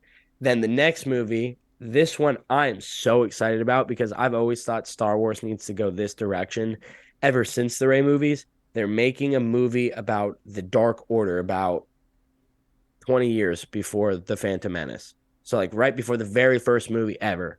So before like Anakin happened, before Obi-Wan, like it's gonna be like Qui-Gon Jinn. So like Liam Neeson's character or Samuel Jackson's character, or like all these guys like the or even Obi-Wan, like these guys who were in the first one, they're all gonna be younglings pretty much in this second movie that's coming out. It's supposed to be a prequel to the prequels about how the whole, two-way Jedi, I mean, two Sith law works, and how the Sith kind of ended up taking over the Old Republic. I'm So, super hyped. so you're hype. Dude, I'm so hyped because the Old Republic is like they've never really touched on the Old Republic in the games. The Old Republic, in my opinion, is the most interesting because it's that realm of we've never explored it yet. It's only in comic. You know what I mean? Sure. So or they have video games about it, and those games they were about to remake the Darth Revan game with the Old Republic. But it'd be really sick to see that. For some reason I can't think of the third one. I think it's just supposed to be like a Jedi Tales type of thing, or it might be like Acolyte. It's just I think it's just like another spinoff. But the first two are actually, it's the Rey movie, and then they have the Old Republic one. But I can't think of the third one. But I'm extremely hyped. It is the next big step for Star Wars. Is they're not doing a three movies trilogy Right. like they usually do. They're kind of sporadically separating everything. Which you like that change? I do like that change because the problem that they get themselves into is if I think they made one Ray movie or two Ray movies, like it would have been fine. But like you already knew you were like subject to three, Mm. and copying the prequels and the Luke movies like that. It's not that it was a problem, but like they took the exact same plot of the Luke movies and just threw a female in, brought back some old characters, and pushed it out there. And it's like, not that that's bad. That's why like Ahsoka is going to be fire. Just Mm, Rey's character doesn't make sense. Luke gives up on the whole Jedi Order. That is literally against the whole premise of the first three movies. Like, you yeah. know what I mean? It just doesn't make sense. It just Mm, doesn't. And, you know, yeah. So I feel you. I get a little passionate about it because I think No. Daisy Ridley is not the problem. Rey was not. They even like she doesn't know her parents, and then you come find out Palpatine's her granddaughter or grandfather in the last movie, and it's like that's cool, but why didn't you play on that more? You had three freaking movies to play on that, and you only kind of make her see. People hate the last one, but I feel like that's where she looked the coolest. You know what I mean? Yeah. She had like fucking electricity from her hands. She used the force the best. She was like beating the hell out of everyone. Like she was so cool. That's like her best movie. That's why I think this movie will do good. But it's just like I feel like it's already tainted. You know what I Mm-hmm. mean? So I Yeah. hope for the best for them. And I think she's gonna pull out because it's a whole new story in general. And I feel like it won't feel like a copycat. Yeah. But No, I need to get around to these Star Wars movies, man. That's something that I you haven't. do, I know. man. I started watching the first one a little You bit, have but me I talking need over to. here about like 20 minutes. I'm like, oh my Yeah. God, I love Star Wars. I'm like, yep, Star Wars. yep. Nod your head and say yes. Yep. Yes, sir. Um, Yes. but no, the three new Star Wars films, pretty cool stuff. Brayden's hype. There you go. Uh, I'm hyped. three more acting news. James Gunn has teased a possible DC Marvel crossover. Crazy. Possible. It's not going to happen. Me and Brayden were talking about this. Whenever you do a crossover with different characters, whether it's like, Freddy versus Jason or, Evil Dead, Ash, you know what I mean? Or Ash versus, what was it? Ash versus, I don't know. I forgot what it was. But my point, though, is when you do crossovers Yeah, I like was trying to this, think. I was like, I don't know. you know what I'm talking about, though, right? Yeah, there's Mhm. something. But whenever you do crossovers like this, it's just playing in my head now. No, I forgot what it is. It's something, Mhm. though. That Cool. means that one of your franchises is deep into Failing. the ground and not Yep. very good. And James Gunn wants that because he knows it's going to revive DC where it wants to be, and he wants something like that. Marvel's not going to do that. Marvel's at the top right now. They're chilling, man. They even with these TV shows they're doing, they still have a great fan base. You know what I mean? So Marvel's doing fine, dude. And they have a whole new build up with Kang and everything. They're doing okay. So Marvel's not going to agree to do it at least anytime soon within the next 10 years. I promise you that. Mhm. But yeah, so there's that. James Gunn trying to take a shot. It's interesting because, and this is what we said, like it almost would have made more sense when Henry Cavill and Ben Affleck and Gal Gadot were all playing like the Justice League 100% still, but now that they're refilling the roles of everybody, like it's not as strong of a cast, like A-listers. Like they're not, there's no big pull anymore. Like they're trying to cast a young Superman. So it's Yeah, like you're gonna bring a new actor to the scene that nobody really knows, and how yeah, is that gonna translate over with Tom Holland Spider-Man? Like true. you could have done this like 5-6 years ago, maybe it would have worked. Yeah, and that's why James Gunn's coming in here and trying to fix it. You know what I mean? James Gunn's Yeah, he's really, really trying. I think that's the best guy for the job. He really I knows agree. superheroes, really knows the superhero lore in the world. Worked with Marvel and DC before, so he really knows what's up. Hopefully, he runs with it though, man. I think he'll definitely be able to. We'll see what comes out of it. I like that he's trying to cast nobody as Superman. I think that's really smart. You know what I mean? Yeah, Kind of like we talked about this before, because then if you don't see the actor, the Elvis thing. you see the Yeah, character. So I like that a lot. But yeah, interesting stuff. We'll see what comes out of it, though. I'm really excited for the new DC. And I know that Blue Beetle is a part of the new DC thing he's doing, which is yeah, awesome. And man. I know Shazam wasn't. So this Blue Beetle movie is a pretty big one. What's that? This is the final one, actually. I thought I had two more, but I got one more. Damson, Idris, and Brad Pitt will star in Apple's, once again, I'm assuming it's Apple TV. It says Apple's Formula Killing One it. racing movie. Yeah, man. So yeah, here we go. Racing movie. I don't really care about Formula One, to be honest. The only racing I watch is like the Daytona 500 once a year. Yeah. So I yeah, like, I like that's cool. NASCAR a little bit too. Yeah, no, same here. Same here. Who's your racer? Dude, but I don't like it that much. No, I'm like, I don't no. like it that much. No, oh, I bro, just like yo, watching the cars, man. dude, Logano is probably my favorite, just because the Oh name yeah, Logano. It's literally Really? Logan with an O at the end. Logano. He's an Italian guy. Everybody hates him because Okay. he's like a super aggressive racer. And I only watched, like I Really? said, I only watched Daytona 500, but I cheer for him every year, man. And he always Dude, wrecks well, people. you got to get me more into it because I like watching it. Like I like watching. I just didn't. I wasn't that deep. You're deep. Yeah, so How'd the you get that Daytona deep? 500 and Talladega are probably the two coolest ones, just because they're like really long. Like I hate I the know short Talladega ones. actually. I've heard that. Yeah, Yeah. I hate like when they like have to brake and stuff. You know what I mean? Like actual racing. I Yeah. love when they're going fast and they crash. That's it. So There you that's what go. I like. So They just crash, man. yeah, That's my dude, favorite. yeah, like explosions, bro. Like oh my god. I love when the dude's Um, running out of the car on fire, yeah, man. it's crazy, bro. It's crazy. It's But crazy. there you go, dude. Acting news, man. That's gonna be it for the acting news segment. And next up, we have the interview with James Jude Courtney, Boom. which is gonna be Stay tuned for awesome. that, So everybody. yeah, we're about to go over to that in like 30 seconds. But I just want to kind of do the outro right now. Since Yeah. we're not going to be able to, since this is recorded after the interview. Really appreciate everybody watching this video. Seriously, it really does mean a lot. Hope you guys enjoyed the interview. Love you. Seriously, make sure you guys give this video a like if you're watching on YouTube. Subscribe if you're new on YouTube. Comment down below what you think about Super Mario Bros. What you think about James Jude Courtney and what he had to say, stuff like that. It was really He's good, a lad, dude. man. Go Dude, check him out. definitely go show check him him all out. the love, dude. All the Follow, love in the like, world, baby. tell him you're from Actors POV. Yep. Go do Yeah, that. dude. Go do He's that. such Go do an that. amazing person. Awesome Truly. guy. Awesome guy. And then yeah, if you're on Spotify, follow and comment something. You know what I mean? Just say Dude, hi. just show your love, Just bro. show your love, I man. want your love, man. That's Give what I'm me your saying. love, dude. And after this interview, you guys let us know who you want to see us interview next. We'll try to get on somebody. Also, big shout out to our boy Grew Room. Helped us Grew Room, out you're the get freaking this man. awesome interview. My guy, you'll see me at the beginning, man. He is such a cool dude. So big shout out to him. But yeah, really appreciate everybody watching this, man. Love y'all so much. We will see you guys next week for episode 12. We love you. Love you.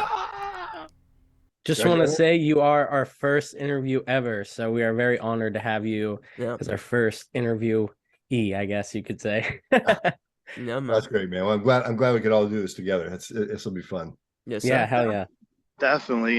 And you know, Logan was on the last season of one of the biggest television shows out there right now, Stranger Things. Mazel Yeah, tov, man. Good for you. Yeah, no, I appreciate that. Yeah, I'm wanting to go into more of the horror like world. You know what I mean? I was in Creep Show as well. The new little anthology series that's on Shudder, which is really fun, and then Stranger Things. Because dude, I'm on like right now. I'm kind of in like the soapy world. I'm on a show on Netflix called Sweet Magnolias, but it's a total mom show. You know what I mean? I'm trying to kind of get into kind of the more horror world because that's what I grew up in, man. And but I love my job. You know, whatever whatever's going. And but I definitely want to kind of get into more of the horror genre. So you're dude, I'm a huge fan of you, man. Love what you do, and this is just such a cool opportunity, man. So thanks for doing this with us. Yeah, absolutely. Well, you're working, man. That's everything, you know? Yes. Oh yeah. You know how it is, man. Whatever you can get, especially now, you know what I mean? It's, the industry, there's those times where it's super quick and then it's super slow. So, the more you're working, the better, man. So it's going good. It's going good. Well, I'll say this, man. Persistence is omnipotent. I mean, well, it's funny because I just had lunch with a friend of mine a couple of days ago. Jabari Ellis played football here at the University of South Carolina. Now he plays for Montreal. Maybe going to the Jets next year. But Oh wow. so he's but he and I were talking about this. It's like this the element of success in anything is persistence. Recognizing talent, being honest about our talent, working hard. Hard work can even make up for a lack of talent, but at the end of the day, man, persistence is omnipotent. It's like, and I'm gonna tell you, man, at this stage of the game, where I'm blessed enough not to have to hustle and not to have to audition, not to but it took a long time to get here, and the in between stages there were those very, very lean years or also very lucrative years, so Yeah. It's just but and planning for that, knowing that and I went through that as a very young man in my 20s and early 30s. I was spending money like a drunken sailor because I thought, shit, man, it's always going to flow like this. Yeah. And so it's there's a whole cautionary tale to that persistence as well.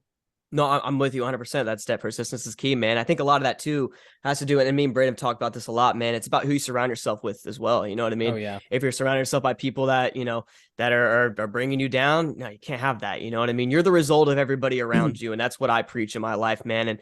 And I'm just blessed that I've realized that at my age, because, I see people that are doing so well, that have the best talent in the world, but they don't surround themselves by the people that they need to be with. You know what I mean? And like I said, you're the result of everybody around you. And I'm just glad I got my boy Brayden here, and we're both, working so hard, man, at every single day. You know what I mean? Meeting new people, making connections, working on our craft every single day. So persistence is definitely there, man. And like I said, I think it's because of the people I've surrounded myself with. So I'm in agreement, man.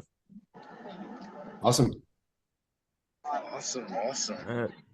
So James, I wanted to ask you, since I'm at a pro wrestling show, I saw you recently did something with Mick Foley and Damian Priest.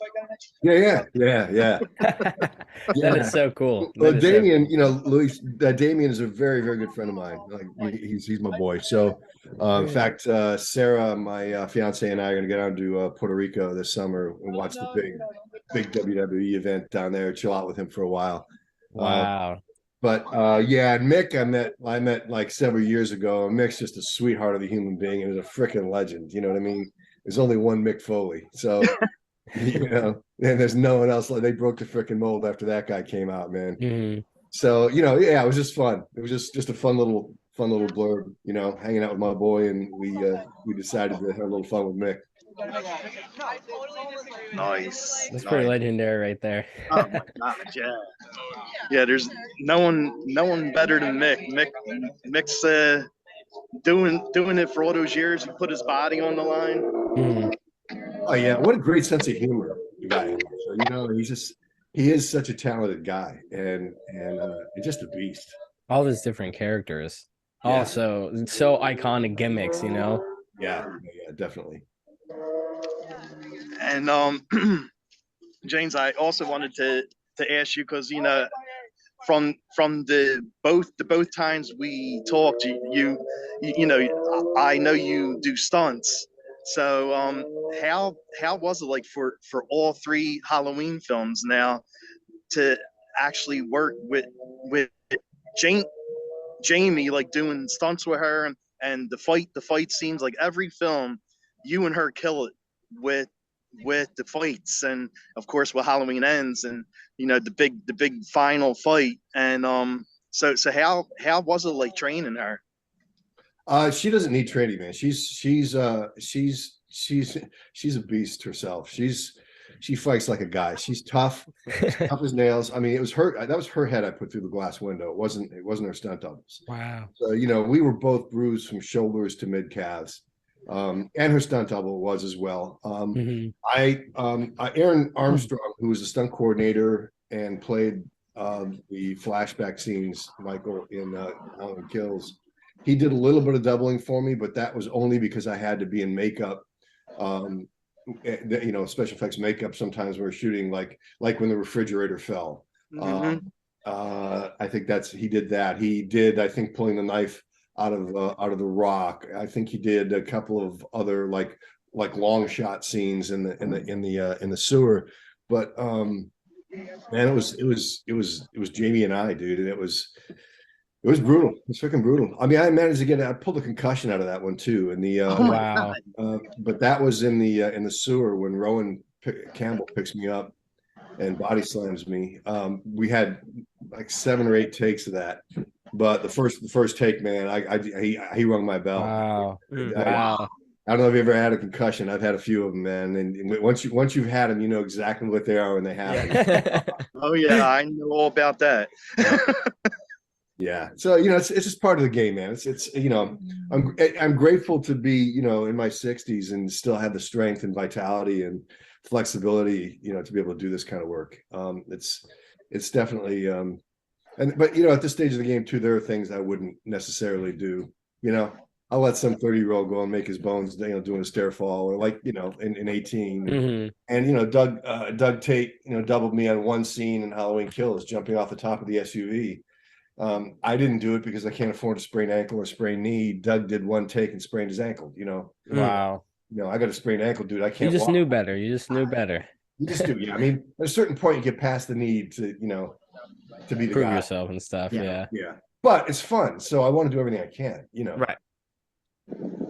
Wow. And after Halloween ends, I mean, everyone by now saw the film, so everyone knows the shape gets killed by Laurie. And how does it feel for you, like no longer playing the shape anymore? Is it sad? Oh, that was bittersweet. I mean, on one hand, I've been really good at not carrying it with me. Because I have a whole technique that I use to breathe that character in and to breathe the character out. I'm protected, while I'm working. David Gordon Green told me in 2018 that he'd only worked with one other actor who went as deep and dark as I go when I play those characters, and that he ended up in a psych ward for a couple of months. He had a psychotic. Wow. So, but I use a series of techniques, including a blue and protection from Archangel Michael. I have all kinds of processes I go to play that role. I didn't realize, though, until we wrapped Halloween Ends, that I was always carrying a portion of it. I didn't really realize that. So that was a pretty tremendous release and realization. And so it's bittersweet. It's like, it's not often you get to work on 3 films with the exact same freaking people. Yeah, and exactly. all Yeah. people like I'm friends with these people, and I've made friends through the years in different movies and TV shows for sure, but never this many, man, where I I'm very, very close to these people. So that was definitely bittersweet. And you guys know as an actor, but I think anybody who is mission oriented, where you're military or anything, is when you're done with a mission, there's a postpartum depression. Absolutely. Everybody goes through it. Everybody forgets you're gonna go through it, but that's the way it rolls. And you try to fight it. You're like, this isn't happening. I'm fine. well, it's what it really is psychologically. It's trauma experts will tell you is when you're making a film or when you're in a mission, you're in survival mode.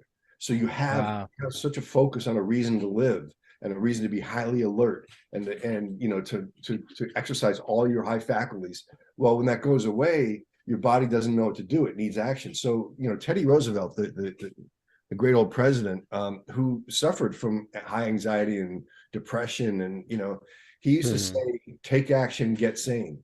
So that's why he was always out in hunting and traversing the wilderness and taking exotic trips, because he knew that if he didn't, he'd go batshit crazy. And so the key, I mean, it really, I wish I'd known this, like when I was y'all's age, is the key to this after a mission, after a show, is to take action, not sit at home and, stare at your guitar on the wall. I mean, like, do something, man, do something, get out and do something. And it helps process out the postpartum depression. Oh, wow. Well, thank you for that. Yeah, man, that's beautiful, man.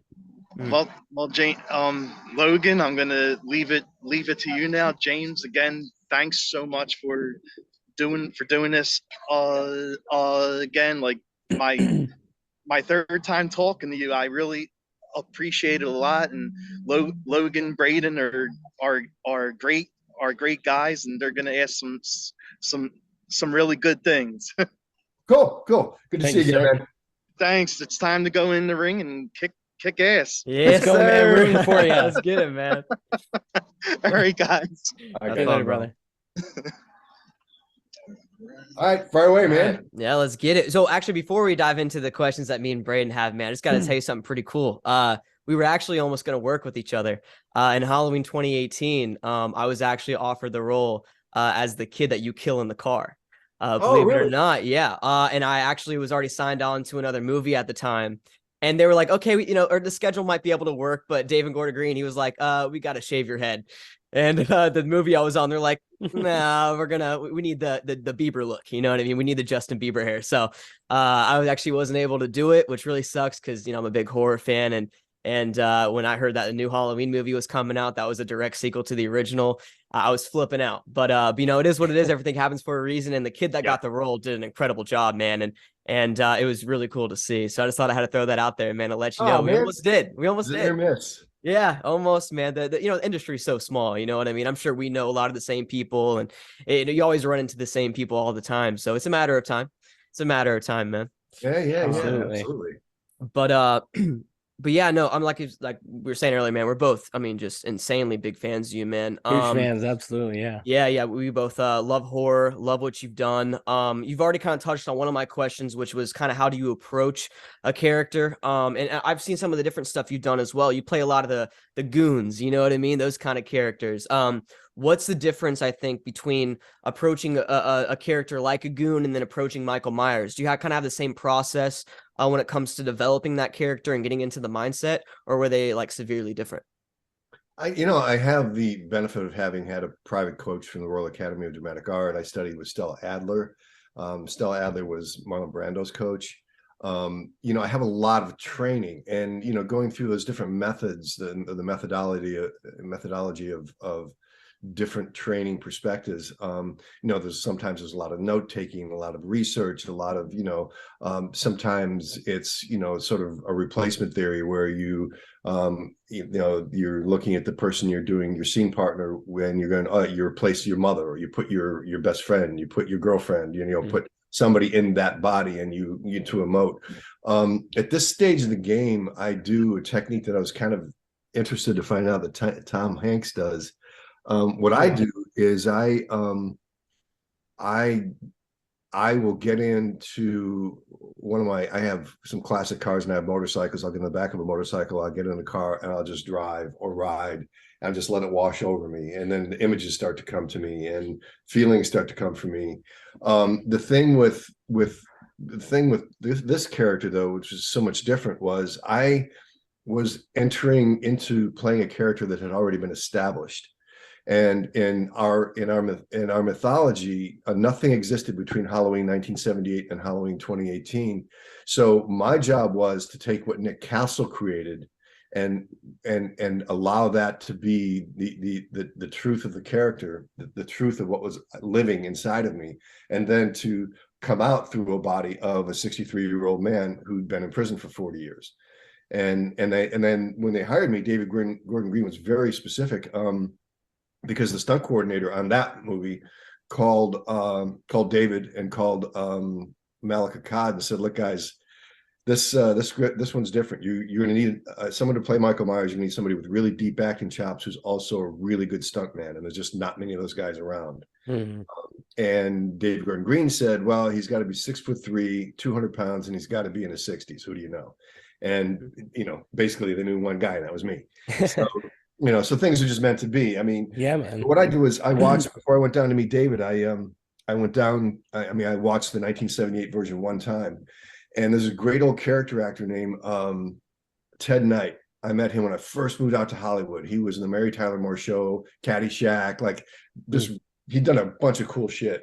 And he gave me this really great gift. He said, "Look, if you want to be an good actor, learn to emulate the bartender, emulate your sister, emulate the guy walking down the street, but don't walk like they walk and turn your hand, or don't try to imitate their voice." He said, "Reach inside them, reach inside and grab their soul. And if you can grab their soul, you will naturally walk the way they walk, talk the way they talk, feel the way they feel." And so I started practicing that, and it's a very spiritual experience. So what I did was I watched the 78 version, and there's, and that's all I was doing was reaching into what Nick Castle created. And Nick Castle, if you look at his filmography, his writing, his directing, I mean, he's a freaking sick, brilliant man. You know what I mean? Just a brilliant guy. So he was at a very young age, very innocently and naively creating an iconic character. Yeah. And so I reached in, and there was a scene where he's walking camera left to camera right in a backyard. And in my head, I went, I got it. Whatever it is, I got it. And so the process of playing this character, the beginning, end, and depth of it was at that moment. When I grasped what Nick did, because all I did was internalize it. And then from that point forward, everything I did was driven from that knowledge and how it came through this body. And you know. So the way I move, I wanted to capture some of his movement. But, you know, like for instance, when they were looking for the flashback scenes for Halloween Kills, they looked at over 200 people trying to find somebody who could move the way I do, and they couldn't. Mm-hmm. And, you know, that's why Aaron Armstrong ended up doing it. But the thing is, Aaron and I have practiced, you know, he's done martial arts since he was a kid. I have off and on since I was a kid. But one of the arts we both practiced is Aikido. In Aikido, Oh, wow. your feet don't leave the ground. It's very circular and flowing. But, you know, and we wear hakamas, which is basically a long black dress. And and so if you lift your feet, you're gonna end up, you know, face planting. Tripping. So Yeah. when you do that, your knees are more slightly bent. You know, my hara, the 2 inches below my belly button, is lower, and that's like a gyroscope, and that's what keeps me, you know, calm and steady in my gait. Wow. So, you know, that's why nobody could duplicate it, because nobody really knew how to physically manifest that. That came to me naturally because it was internally driven, because I had grasped what Nick Castle created. Wow. That's incredible. No, I mean, yeah, Aaron Armstrong, man, he killed it. I remember watching the flashback, and like every other Halloween fan, you know, I love the original, man. And when I, you know, I love David Gordon Green, I have full trust in him. But, you know, every time you kind of play around with the original 1978 Night, everybody gets a little nervous, you know what I mean? But dude, he did an incredible job with it. I thought Aaron Armstrong did just like you said, he didn't try, just like you didn't try to you didn't try to recreate it. You know what I mean? You did your own version of it. And that's with any type of acting as well. You know what I mean? When you do a character, you don't try to, you know, or if you do a character that's already been played, you know, you don't try to do the same exact thing. You know, you got to put a little bit of yourself into it. And if you don't do that, that emotion, that the psychological aspect of acting won't come out, if that makes sense. So I love what you're saying, dude. I remember seeing a couple of your interviews as well when you kind of talk about the cat-like movement that you also incorporated into the character, and I thought that was really interesting as well, and a really interesting choice. So what kind of led you to the cat thing? What kind of brought you to that place? Well, the thing is when you move the way I'm moving and you're a predator, you know, I've watched my cat Parsifal. Was the cat I had studied so much. He was 23 when he passed away. Wow! Right after we finished Halloween Ends, and in fact, he was getting really sick. He was with me in Savannah, and Sarah was having to bring him back every week to the vet. He was failing, but he was old, you know. But the day we did the fight scene, and the day I died in the you know, actually shooting my dad, all of a sudden, Parsifal, my cat, went from being super sick to like Kung Fu Kitty. Like he was just all over the furniture, all over the walls, just going nuts and crazy. And Sarah, when I got back to the house that we were renting in Savannah, she was like, "What did you guys shoot today? Because Parsifal has just gone fucking nuts." And it was the death scene. It was all the fighting and the death stuff. So he was very spiritually, you know, connected to me. And in terms of movement, if you watch a cat in the grass, and they're stalking prey and they're moving, you'll see them move and they'll freeze, and then they'll slowly, you know, every muscle, every fiber in that cat's being is alive. That's the way I feel when I'm just walking down the street as Michael Myers, let alone when I'm fighting and killing. I mean, every muscle, every supporting muscle I'm aware of, I'm alive. My skin is alive. Everything is alive and in complete control of everything I'm doing.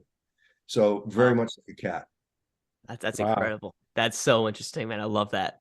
That's awesome. And if you don't mind, I wanted to touch up. Watching some of your other interviews, you already brought this up, but you're training with Stella Adler and in the Royal Academy of the Dramatic Arts. Were there any processes and theories and techniques that obviously you do still live with today, but what did you bring to the role of the Shape, like that you could have probably learned way back when, and that you still emulate today in your craft with every role you approach? And pretty much what your approach is with these techniques and how they were, if they still apply to you today. I think you know, I didn't go to the Royal Academy. I actually went over to England and interviewed at the Academy, and I interviewed at the London Academy of Music and Dramatic Art as well. But I was offered a movie, so I, you know, money. Yeah. spend money, spend money. No, no. Yeah, exactly. But but I had The private coaching? private coach from the Yeah. Royal, who was a lecturer and acting teacher there for a time. But the thing is, it's kind of like what I learned from Stella, what I learned from Ron, what I learned from Alan Vint, Lance Lindsay. I had a bunch of really good coaches through the year, and that's part of the thing is It's I was legendary. always taking acting classes because that's the thing is building. And for me, instead of just going to Sanford Meisner or just going to one teacher, I felt that different schools were going to give me different pieces of information. It's kind of like training your body. It's very much like training your body. It's and so I feel like I've had all these different training techniques that I have been able to study, sort of, and with playing Mr. Potato Head, just sort of like take the elements that I like and plug them in, and the elements that don't make sense to me, just toss them out. Yeah. And then what happens is after, look, like physically, I've been training my body since I'm a teenager, right? I train as hard as I did in college. I'm still in pretty remarkable shape for especially for a 66-year-old guy. And absolutely. Part of that has to do with the fact that my body has been trained for so long. So a lot of the things that I learned as a young man training my physical body are things that just allowed me to become genetically what I am today. I think it's the same with the acting. A lot of what I learned from Stella and Ron and all the other Alan Vint, all the other people that I studied with, those were components to building a framework for me. Now that framework exists, I don't need to think about it. Now I just do what I do. I just I don't need to. Just lives in you. Yeah, it is. It's a very spiritual experience. Wow, that's really awesome. Love that, man. Brayden, you want one more question, man?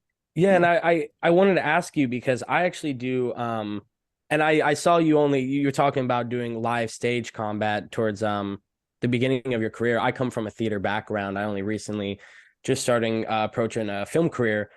What are those moments like differing from a live stage fight compared to like doing choreographic moments as the shape? You're doing two completely different approaches, and as you said, your body has gradual over time. You are probably so strong and your fibers are so defined as a man now. And what were those two differences like? Do you have a preference? Do you enjoy the film side of it more? Did you like the rush of the on stage liveness? Yeah. Well, okay. So this was kind of a unique thing.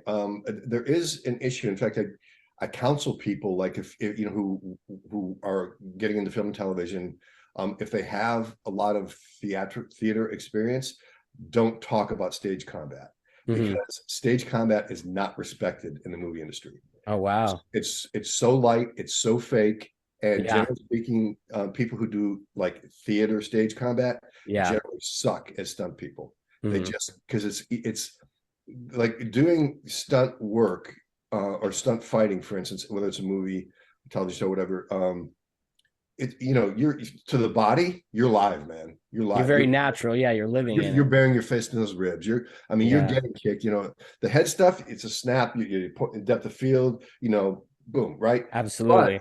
But the way theater combat has been set up, it's all about safety.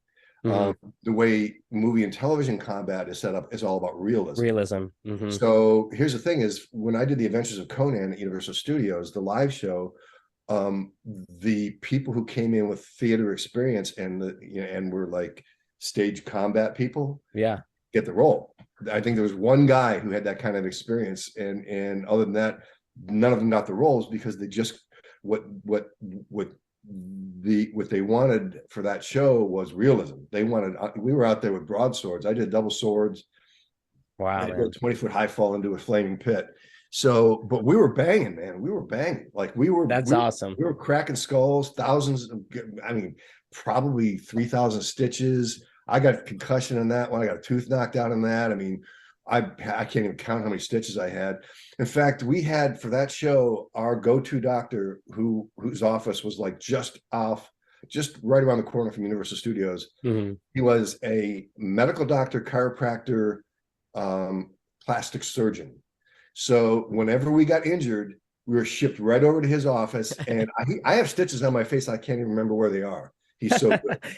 I mean, Wow, but man. so that wasn't like stage combat. That was like realism. That was like we Yeah. were out there and everything in our being was, on. It was a real Yeah. fight, and we were cranking. So to me, it's the same, because once you're on, man. Absolutely. The only difference is, I think, which is really special, and is the techniques unique to film, is blocking. And when you got camera or multiple cameras, and you do a take, and then director comes over, or a camera operator or whatever, or stunt coordinator, or somebody's like, I need you 1 inch over here, and then on that beat there, I need you to catch this, or so fighting, especially when there's the possibility of injury, because there's the elements involved, and blocking is, so like working on blocking, especially for young actors, man, working on blocking, knowing, and trusting yourself, and knowing that it's going to be, and that's something I would suggest too. I've been amazed over the years at how many actors don't know how to fight, and don't know how to drive a car, and don't know how to ride a motorcycle, and don't know how to ride a horse. And I'm like, dude, your body is the biggest instrument you have. It's like having a drum kit and only being able to hit a hi-hat. Yeah. It's like, if you're not going to use your toms and your bass and all your beautiful Zildjian cymbals, like, what do you have it for, man? So I think as actors, I would encourage you guys, and for you guys to encourage your contemporaries, man, like, learn everything you can. Absolutely. I mean, pick up these things, do a martial art, do multiple martial arts, so you can learn different things, and do gymnastics, do something, man. Absolutely. Get that instrument like primed and ready to go. There's As nothing you said, the Aikido helped you with the role of the shape and stuff. So absolutely. And the two senseis I studied Aikido with, I've studied several different martial arts, and I boxed.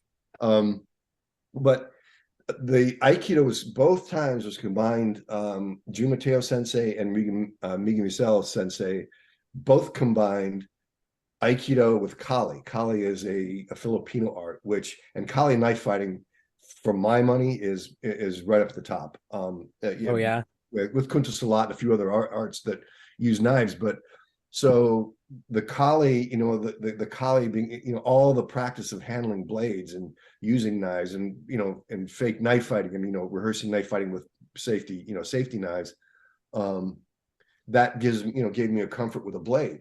So I know that when I'm taking somebody out with a blade, I'm doing it with authority. So there's no pretending there, man. Inside me, I'm fucking that guy shit up. Yeah. Oh, I love it, baby. Oh, it's hey, so man, cool. it was emulated perfect on screen. Yeah, it was. Dude, that's incredible. You just talked about blocking, man, and yeah, we understand how tough that can be. A 30-second scene can take a while to block for all the different camera angles, and especially when there's other actors in the scene. One of my favorite scenes of the entire Halloween franchise, man, was like the 3-minute long one take scene, or the one shot scene in Halloween 2018, where you go to the little shed in the back, you walk in with the hammer, you kill the lady, go outside, and then kill the lady with the knife through the neck at the end. James, I've never done a scene like that. I've done like longer scenes like that, but maybe only up to a minute. That was like 3 minutes of pure, it was chaos. A cinematic masterpiece. That's what I'm saying, dude. How was the blocking with that? Like, how I'm assuming it took a couple days, right, to really figure all that out. One whole night to rehearse it, and we did 9 takes. And even as we started it, we at Stuart Cantrell is the Steadicam operator that I worked with. Very good athlete. In fact, it's funny. I'm producing a film now that I just got in touch with him because I want to use him to shoot the live action, the soccer and car crash and fighting and stuff, because he's so. But anyway, so what happened was, even as we rehearsed it, David and producers, everybody just were like, nah, we're gonna have to stitch this together with CGI.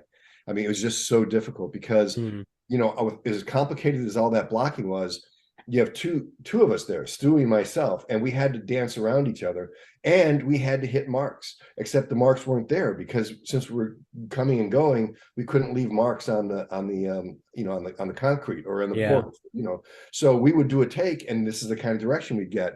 David would come over and go, okay, guys, when you get down here, Shape, I need you right here, and Stewie, I think she needs to be a little bit behind him, and then when you guys go around, what I need, Stewie, is for you to come around and Shape, what I need is, and so he kept fine-tuning and fine-tuning and fine-tuning, and finally, I think it was the 8th take, Dave comes running across the thing. He goes, "We fucking got it, man!" He gives me a big hug, and David's about up to tear on me, and he gives me a big hug, and it was like, he was like, "I didn't think we could do it, man, but we did it. We fucking nailed it, man." And we did one more for good luck, and that's awesome. Made it a day, yeah. It's very much like, I equate this to again, there's a reason why actors need to explore all the athletic possibilities they can, because this is our instrument. I have 6 younger brothers, and even as we got older, we could still play basketball or flag football with guys who were like NCAA Division I athletes, and because we had a bunch of bike shops, and so triathletes and track and field and football, and like a lot of guys worked for my brothers, and these were all guys that were much younger than us. But we could go out there, my brothers and I, and we could whip the shit out of a basketball court, or even flag football, because I always knew if I had the ball, I knew my brother Bill was going to be there at about 1, 2, boom. You know what I mean? I didn't need to look. That's the kind of relationship Stuart and I worked out together, where we became so it's like instinctual. Yeah, we just knew we were just flowing, man, and it was just, that's awesome. Yeah, man, Dude, Steadicam ops, man, I'd have like a whole level of respect for them, dude. I mean, that's not easy to do. And like you said, I mean, the actor, you have to hit marks, but they got to hit marks too, man. And then they hear a different direction than what the actor's hearing, and it can be really confusing, man. So that those it has to be a lot of good communication going on. You know what I mean? And that's just one of my favorite scenes, dude. I had to ask you about it because every time I watch it, bro, I just get so hyped, man. It's beautifully done, and I think that being in the industry, you just respect it in a whole different light. You know what I mean? So so fantastic work there, man. That was incredible. Well, I'm proud of the work I did. Even more proud of what Stewie did, man, because he's he's carrying that freaking big ass rig, and through a house, multiple houses. It's crazy, man. Awesome stuff. Following up on that, I wanted to ask you, as an actor with such a long, well done, filled through career, you've done roles as big as Michael Myers in The Shape, and you've done your realms of stunt coordination where you could practically steal Tom Cruise's job at this point. Where do you think your favorite role aligns? Is there a dream role that you have?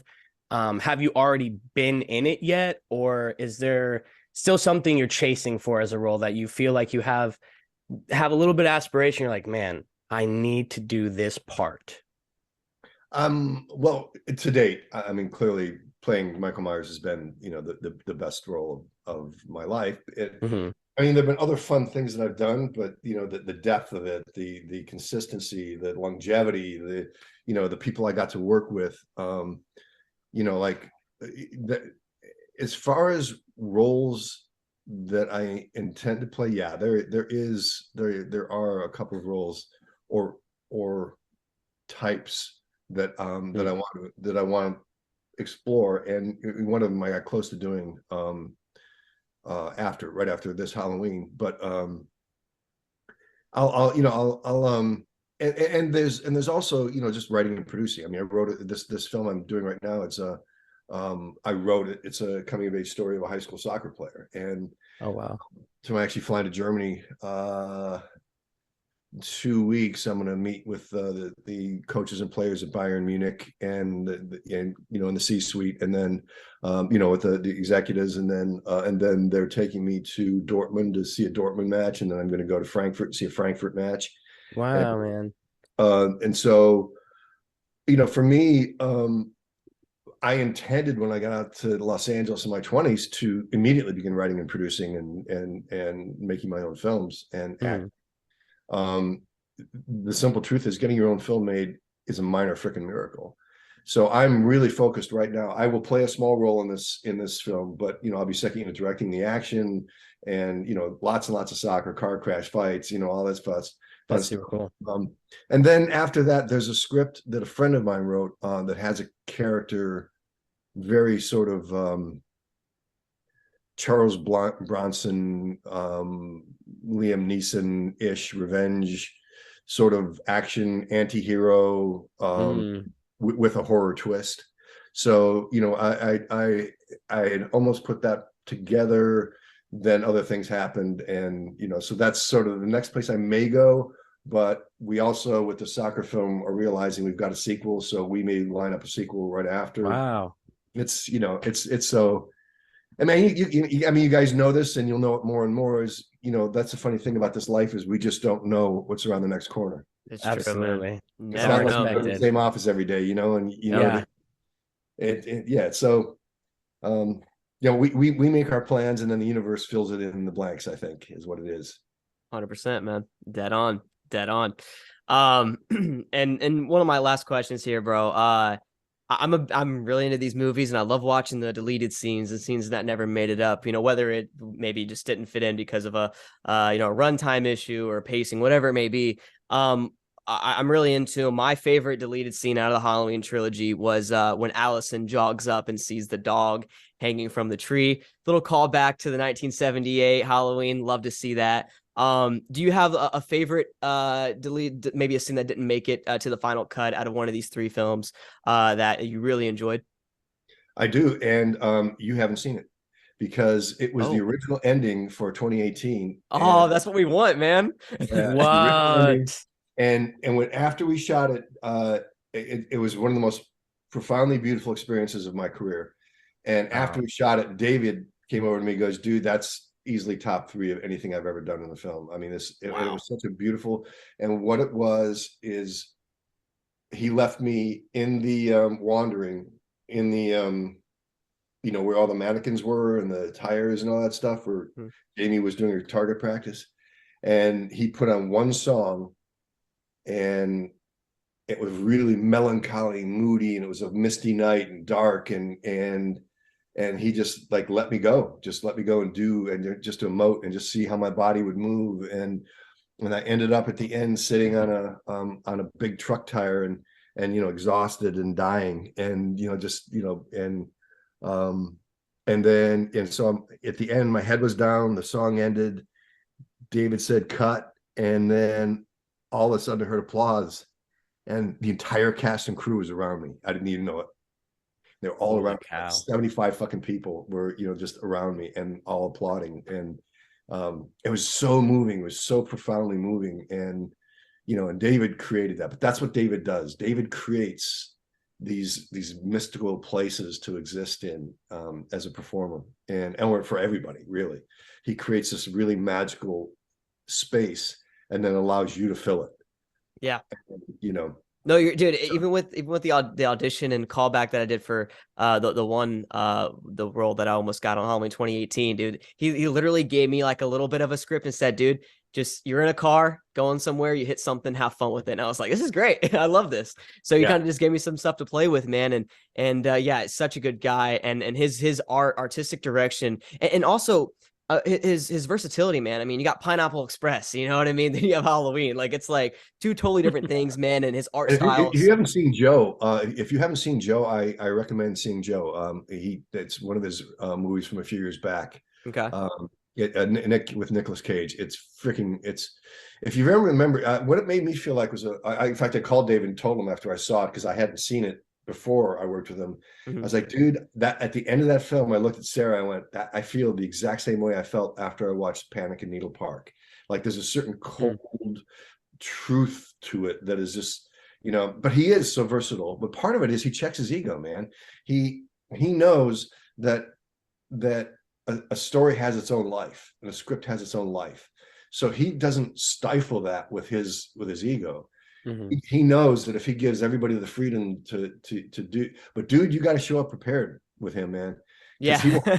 He does not suffer fools gladly, dude. He's not there to fuck around. I mean, he will, he'll boot somebody in a heartbeat if they're not doing their job. So, but dude, I mean, really, when you have that kind of money on the line and everybody has worked so hard to be there, someone's going to come in and fuck it up by being a jackass and not doing their work. No, Absolutely. Yeah. no, man. no, no, I no. don't blame him. Yeah. I don't Remember, blame I him. tell you this, man, is like, and I think this is really important for young actors too. And you know, actors as stunt people. I learned early on that if you're a half hour early, you're a half hour late. You always need to be there early, because if anything could possibly happen that you can help, you know, by being there early, do it, man, because Yeah. they're relying on you. And the second thing is, there's a great old, I was on a series called Babylon 5. And right at the beginning of the series, a great old stunt coordinator named Eric Cord. I was in my dressing room, but the door was open. It was summer. I just finished changing out a wardrobe. I folded my wardrobe up and was putting it on the couch. And he walks by and he backs up and goes, "Hey, Courtney." Yeah, he goes, "Wardrobe's here before you get here, and wardrobe is here after you leave. Hang your shit up, man." And I went, "You're right. You're right." I do So that no every matter time. how dirty my shit is, I always hang it Yep. up. You know what I mean? Mm-hmm. And it's just really those little things, and you'd be surprised at how many people don't. And then, but because I do, I hear that from wardrobe all the time. Man, Yep. thank you so much. It means so much to us. And it's like, it took me fucking 2 minutes, man. Yes. Yeah, man. You Bro, know? I'm so glad you brought that up, dude. It's the little things in life, man, that you do for these people. And like you said, man, I mean, there's a couple things I want to Takes touch 30 on there. seconds out of your day, man. 30 seconds out of your day. You know, these people, think about it. As actors, we go in, we do our stuff, go back to our trailer and wait for us to get back on set. You know what I mean? These people are here from before the sun even comes up to when the sun maybe even comes up again. You know what I mean? The next day. So like these people put in this incredible amount of effort, and people that aren't in the acting industry don't understand the years of preparation for these films and for these TV shows, especially with a movie like Halloween. I know David Gordon Green was attached for a long time waiting for this thing to be made. You had the Halloween Returns thing going on, then finally Halloween 2018, and people don't understand, man, how just the process of the writer's room, getting the crew, getting the cast, getting the, you know, a COD, getting the, you know, the everybody involved with it. It's a long process, man. And like you said, just doing a little bit of just, I wouldn't even call it like being nice. It's kind of just doing like the easiest thing in the room. Having you know what I morals. mean? Having morals. Yeah. Just literally hanging up stuff. You know what I mean? And just doing the simplest things in the world, like getting early. I've never been late to set. I'm so glad I'm able to say that. And like you said, twice, man, man. at least you can do it twice. Once Oh. early on in my career, and actually that was when I was doing that live show Conan, and the show captain, my car broke down. I had a little Fiat convertible. Car broke down. I pushed it into a gas station, and I got on a payphone because we didn't have cell phones. I got a payphone. I called the dressing room. I said, "Hey man, you know, my car broke down. Call my understudy, have him come in." And he goes, "Fuck you." I went, "What?" He goes, "Fuck you.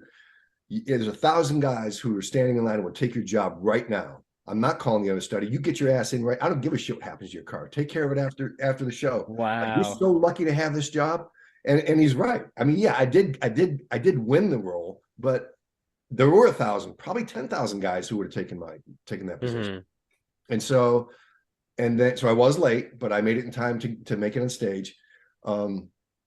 I missed the morning rehearsal, but I made it to stage. And then the second time was on Halloween Ends, and I was just brutalized, man. And we were exhausted, and I slept right through my alarm, and Sarah was off, you know, walking the dog, and I just completely slept. And then finally I woke up and I realized I was late. I was like an hour late, and that fucked everything up because I had to go into special effects makeup for 4 hours, and you know, and it just threw everything off. And I was Pushed the whole schedule. I was just mortified, man, because you know, and David didn't get mad. He was upset, but he wasn't mad at me. He knows things can happen, you know, like. But I felt I just couldn't have been more mortified. Well, you also had a good reputation for, you know, 2 movies previous to that. So he understood, but I get it, man. Yeah, the feeling you get. Also, even just kind of like screwing up a take or something, you know what I mean? It sucks, but, you know, you just got to keep moving forward, you know what I mean? Well, it's screwing up a take thing. Like, you know, sometimes you're figuring stuff out, like with Steadicam in Halloween Ends, there's one tracking shot where they get me coming into the house.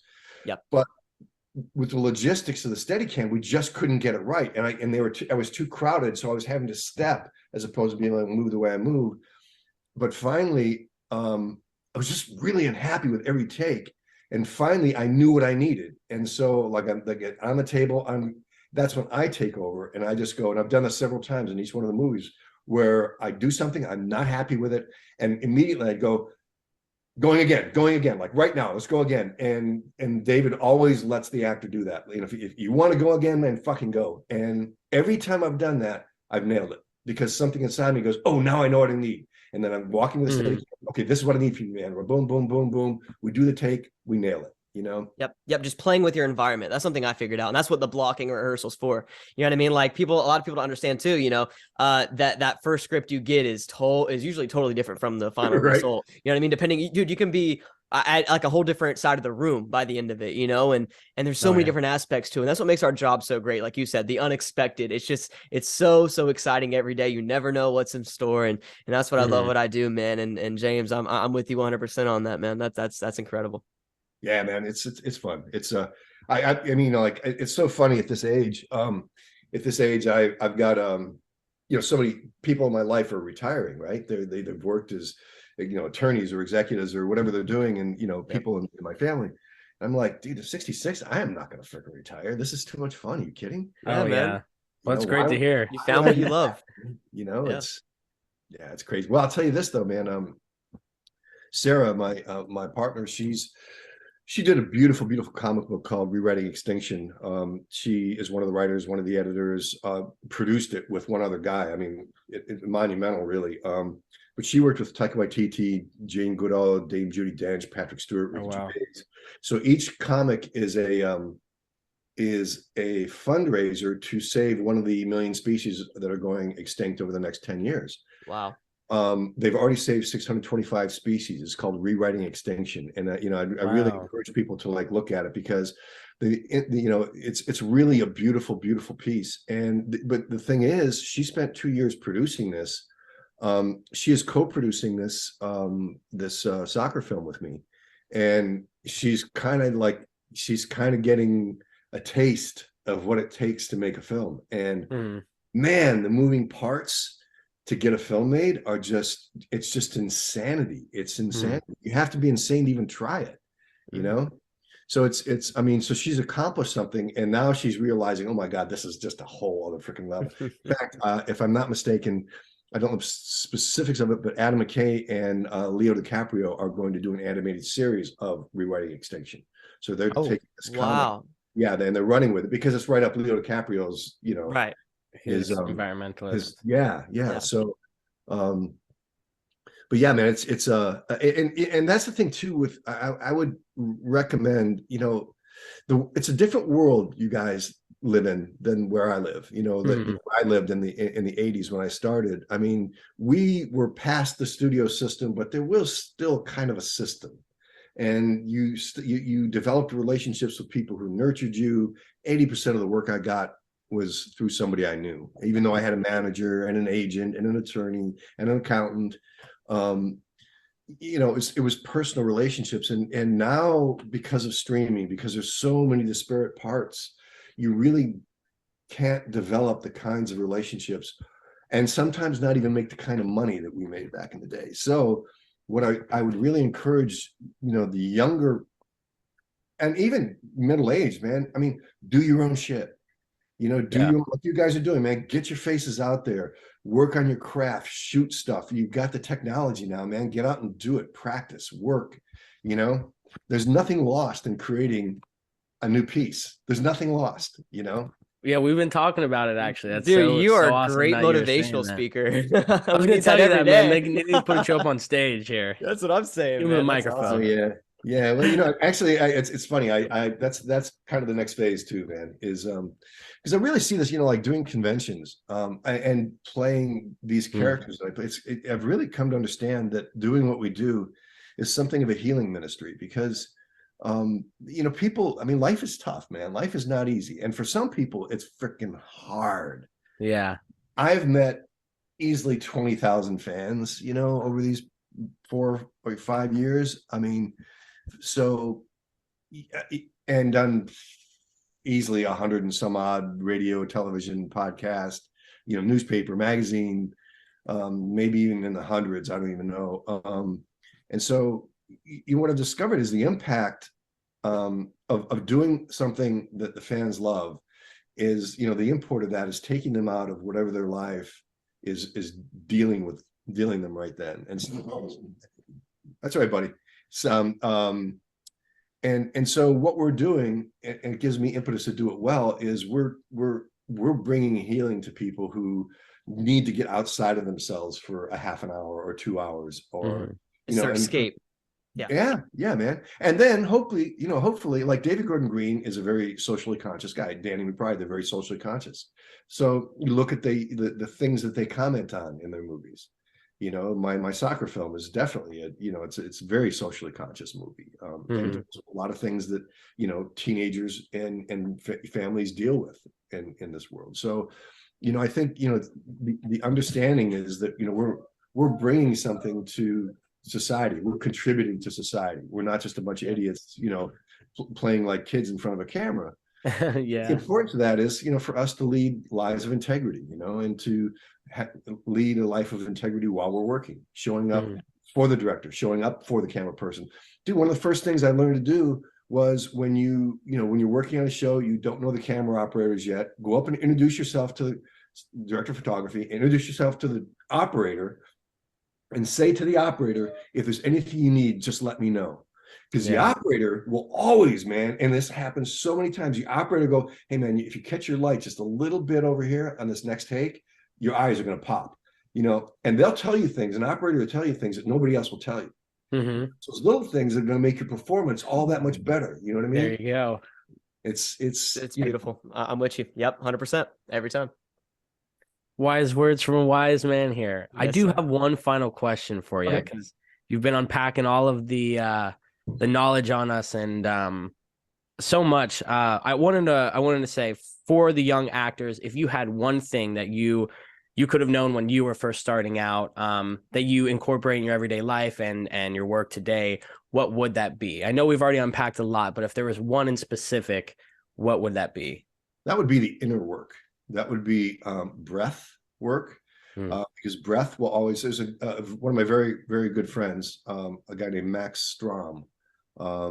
He teaches breathing. He travels the world teaching breathing, but it took him a long time to get to this place. He was playing football, was being scouted in high school already. He was being scouted by the NFL because he wears a size 19 boot. He's a big kid. God. Big kid, right? Yeah. Wow. So, but he knocked out a kid playing a quarterback, and he knocked the kid out. Kid took 3 days to wake up. So Max picked up a guitar and started playing music. He had 2 number 2 hits. Stevie Ray Vaughan opened for him. Chris Isaac opened for him. Then he went, I don't like this anymore. He wrote 9 movies, Best of the Best, Best of the Best 2, American Yakuza, which was Viggo Mortensen's first, starring role.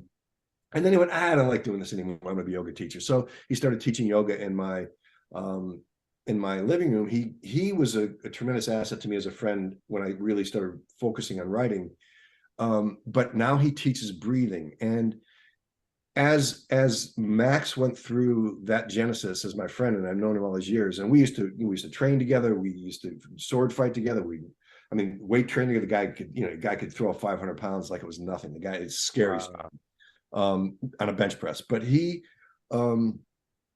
when we started getting into breathing is when I realized, and this is the secret of my playing Michael Myers, the character, doing breath work, breathing exercises. So I would encourage you guys to, your fans, and especially young actors, to go to Max Strom, MAXSTROM.com. It's simple, but man, those breathing techniques will take you to a place where you're so grounded, so centered. That's a technique that you can use when because not every day is going to be a good day in front of a camera. Absolutely. Some days, That's true. right? You're just going to you're going to stink up the screen, man. But if you can go back to your breathing techniques, if you can go back to that place, it'll take you right down inside. Then you will always be able to give the director what he needs, to give the camera guy what he needs, to give your scene partner what they need. So I wish I'd have known that at fucking 15 years old. As a young athlete, I wish I'd have known that. As a young say it emulates in all aspects of life. Absolutely. And it's, if you think about it, the whole thing about breath, in Genesis, Genesis opens up with, in the beginning was the word. All right. Now, there's a lot of coding in ancient texts, whether it be Sanskrit or the Bible or whatever. Mhm. But in the beginning was the word. Well, what's the word carried on? Breath. Breath is the most powerful thing that we can do for ourselves, is mastering our breath. Because when we master our breath, we master our sympathetic and parasympathetic nervous systems. We control fight or fright. We flight. We control anger. We control fear. We control everything. So that would be it. And I can't overemphasize the importance of breath. Wow, That's that's purple. awesome. And man. I know like cold plunges help with that specifically, correct? Absolutely, I do them, man. I do a sauna, breathing, cold plunge. You're breathing. right up our alley, James. We love Yeah. our sauna. That's Yeah, awesome, man. bro. It's one of the secrets, the elixirs of life, man. Yeah. And I That's really awesome. like that spiritual connection that you've been talking about a lot, that I can see, like, it relates to your characters and just who you are as a human in life. I very much try to look at life in a very similar way. So it's very inspiring and wise just to hear all of this. And it's like, yeah, man, this all makes sense. So Well, okay, so Great for stuff. instance, a lot of people have said to me, "Well, you play Michael Myers. He's pure evil. He's, even Jamie. I mean, the times she's called me and we get kind of on a roll. She has said over and over, you're playing pure evil, but I don't argue with that with anybody, because that's their perception. They're allowed to have that perception. My perception is not that. My perception is that I am living in a 5D universe, right? That we're in a malleable 5D universe. I am doing what I do because that's who I am. You don't judge a cat for killing a mouse. You don't judge a shark for killing, attacking a fish, or a baby seal. I mean, this is what I do because it was what I was born to do.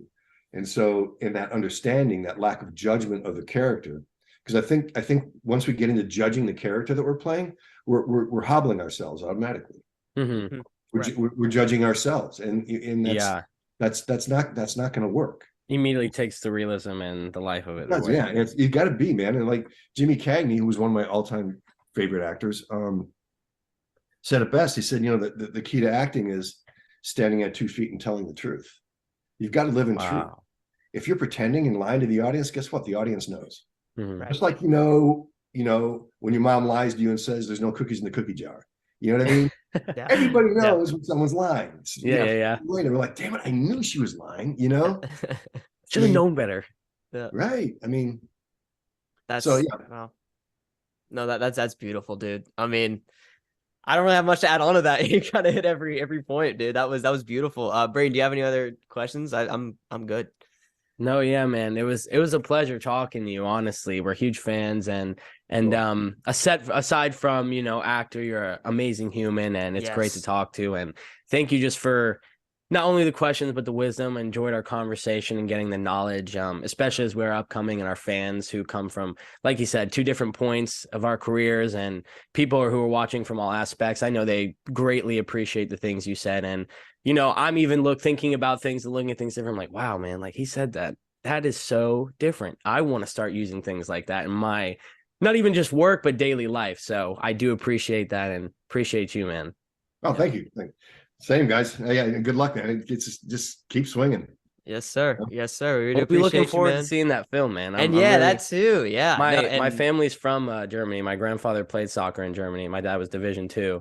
Yeah. Oh, awesome, man. Yeah. So actually, when you were saying that, I was like, what? But I didn't want to sidetrack too much. But yeah. Yeah. Well, as each step becomes permanent, that's when we'll release information. Right now, we're pulling back on social media and PR and all that kind of stuff until we have locked in everything. And once we're locked in with everything, then we'll start the public relations thing, and we start shooting, and we all that kind of stuff. So yeah, it's tell you, man, it's been a learning curve. I mean, it's been a learning curve, and the whole soccer world. I mean, your guys' generation, a lot of you guys play, Europeans played. My generation of athletes is football, basketball, boxing, martial arts, baseball, American football for me will always be my favorite sport to play and to watch, for me. Mhm. No, I'm in I just- agreement right Same there. way. Yeah. We're all in agreement there. Yep. If you can't hit somebody, why do it? You know what I mean? Yeah, yeah. There you go, man. There you But go. I am gaining so much respect. I mean, my nephews have played on state and national championship soccer teams, club soccer, high school soccer, but also state and national champion wrestling and rugby, and like they're all very good athletes. But no one played football. I mean, one is playing American football now, but because of that, I got to see a lot of soccer. And now that I'm on this level, my tech advisor is the former University of South Carolina soccer coach who's now with Major League Soccer. He's with MLS. Oh, wow. So we're, he's really helping me understand the game even more deeply. We're diagramming plays. The next step for us is looking at tons of footage, which is going to take me even deeper into that world.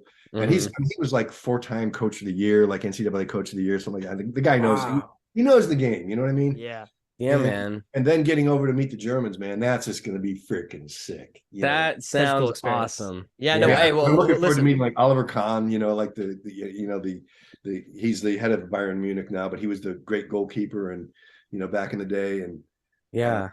And now that I know enough about it, watching the difference between like college and MLS and Premier and Bundesliga, and seeing how fast the Europeans are, like, holy shit, they're crazy, scary. man. It's scary, man. Yeah, it's beautiful. Guys, thanks so much, man. I appreciate this. Be sure to have, let me know, or, when you guys have a completed project, we'll or tag me and we'll tag, we'll tag team or whatever. We'll somehow get the awareness out.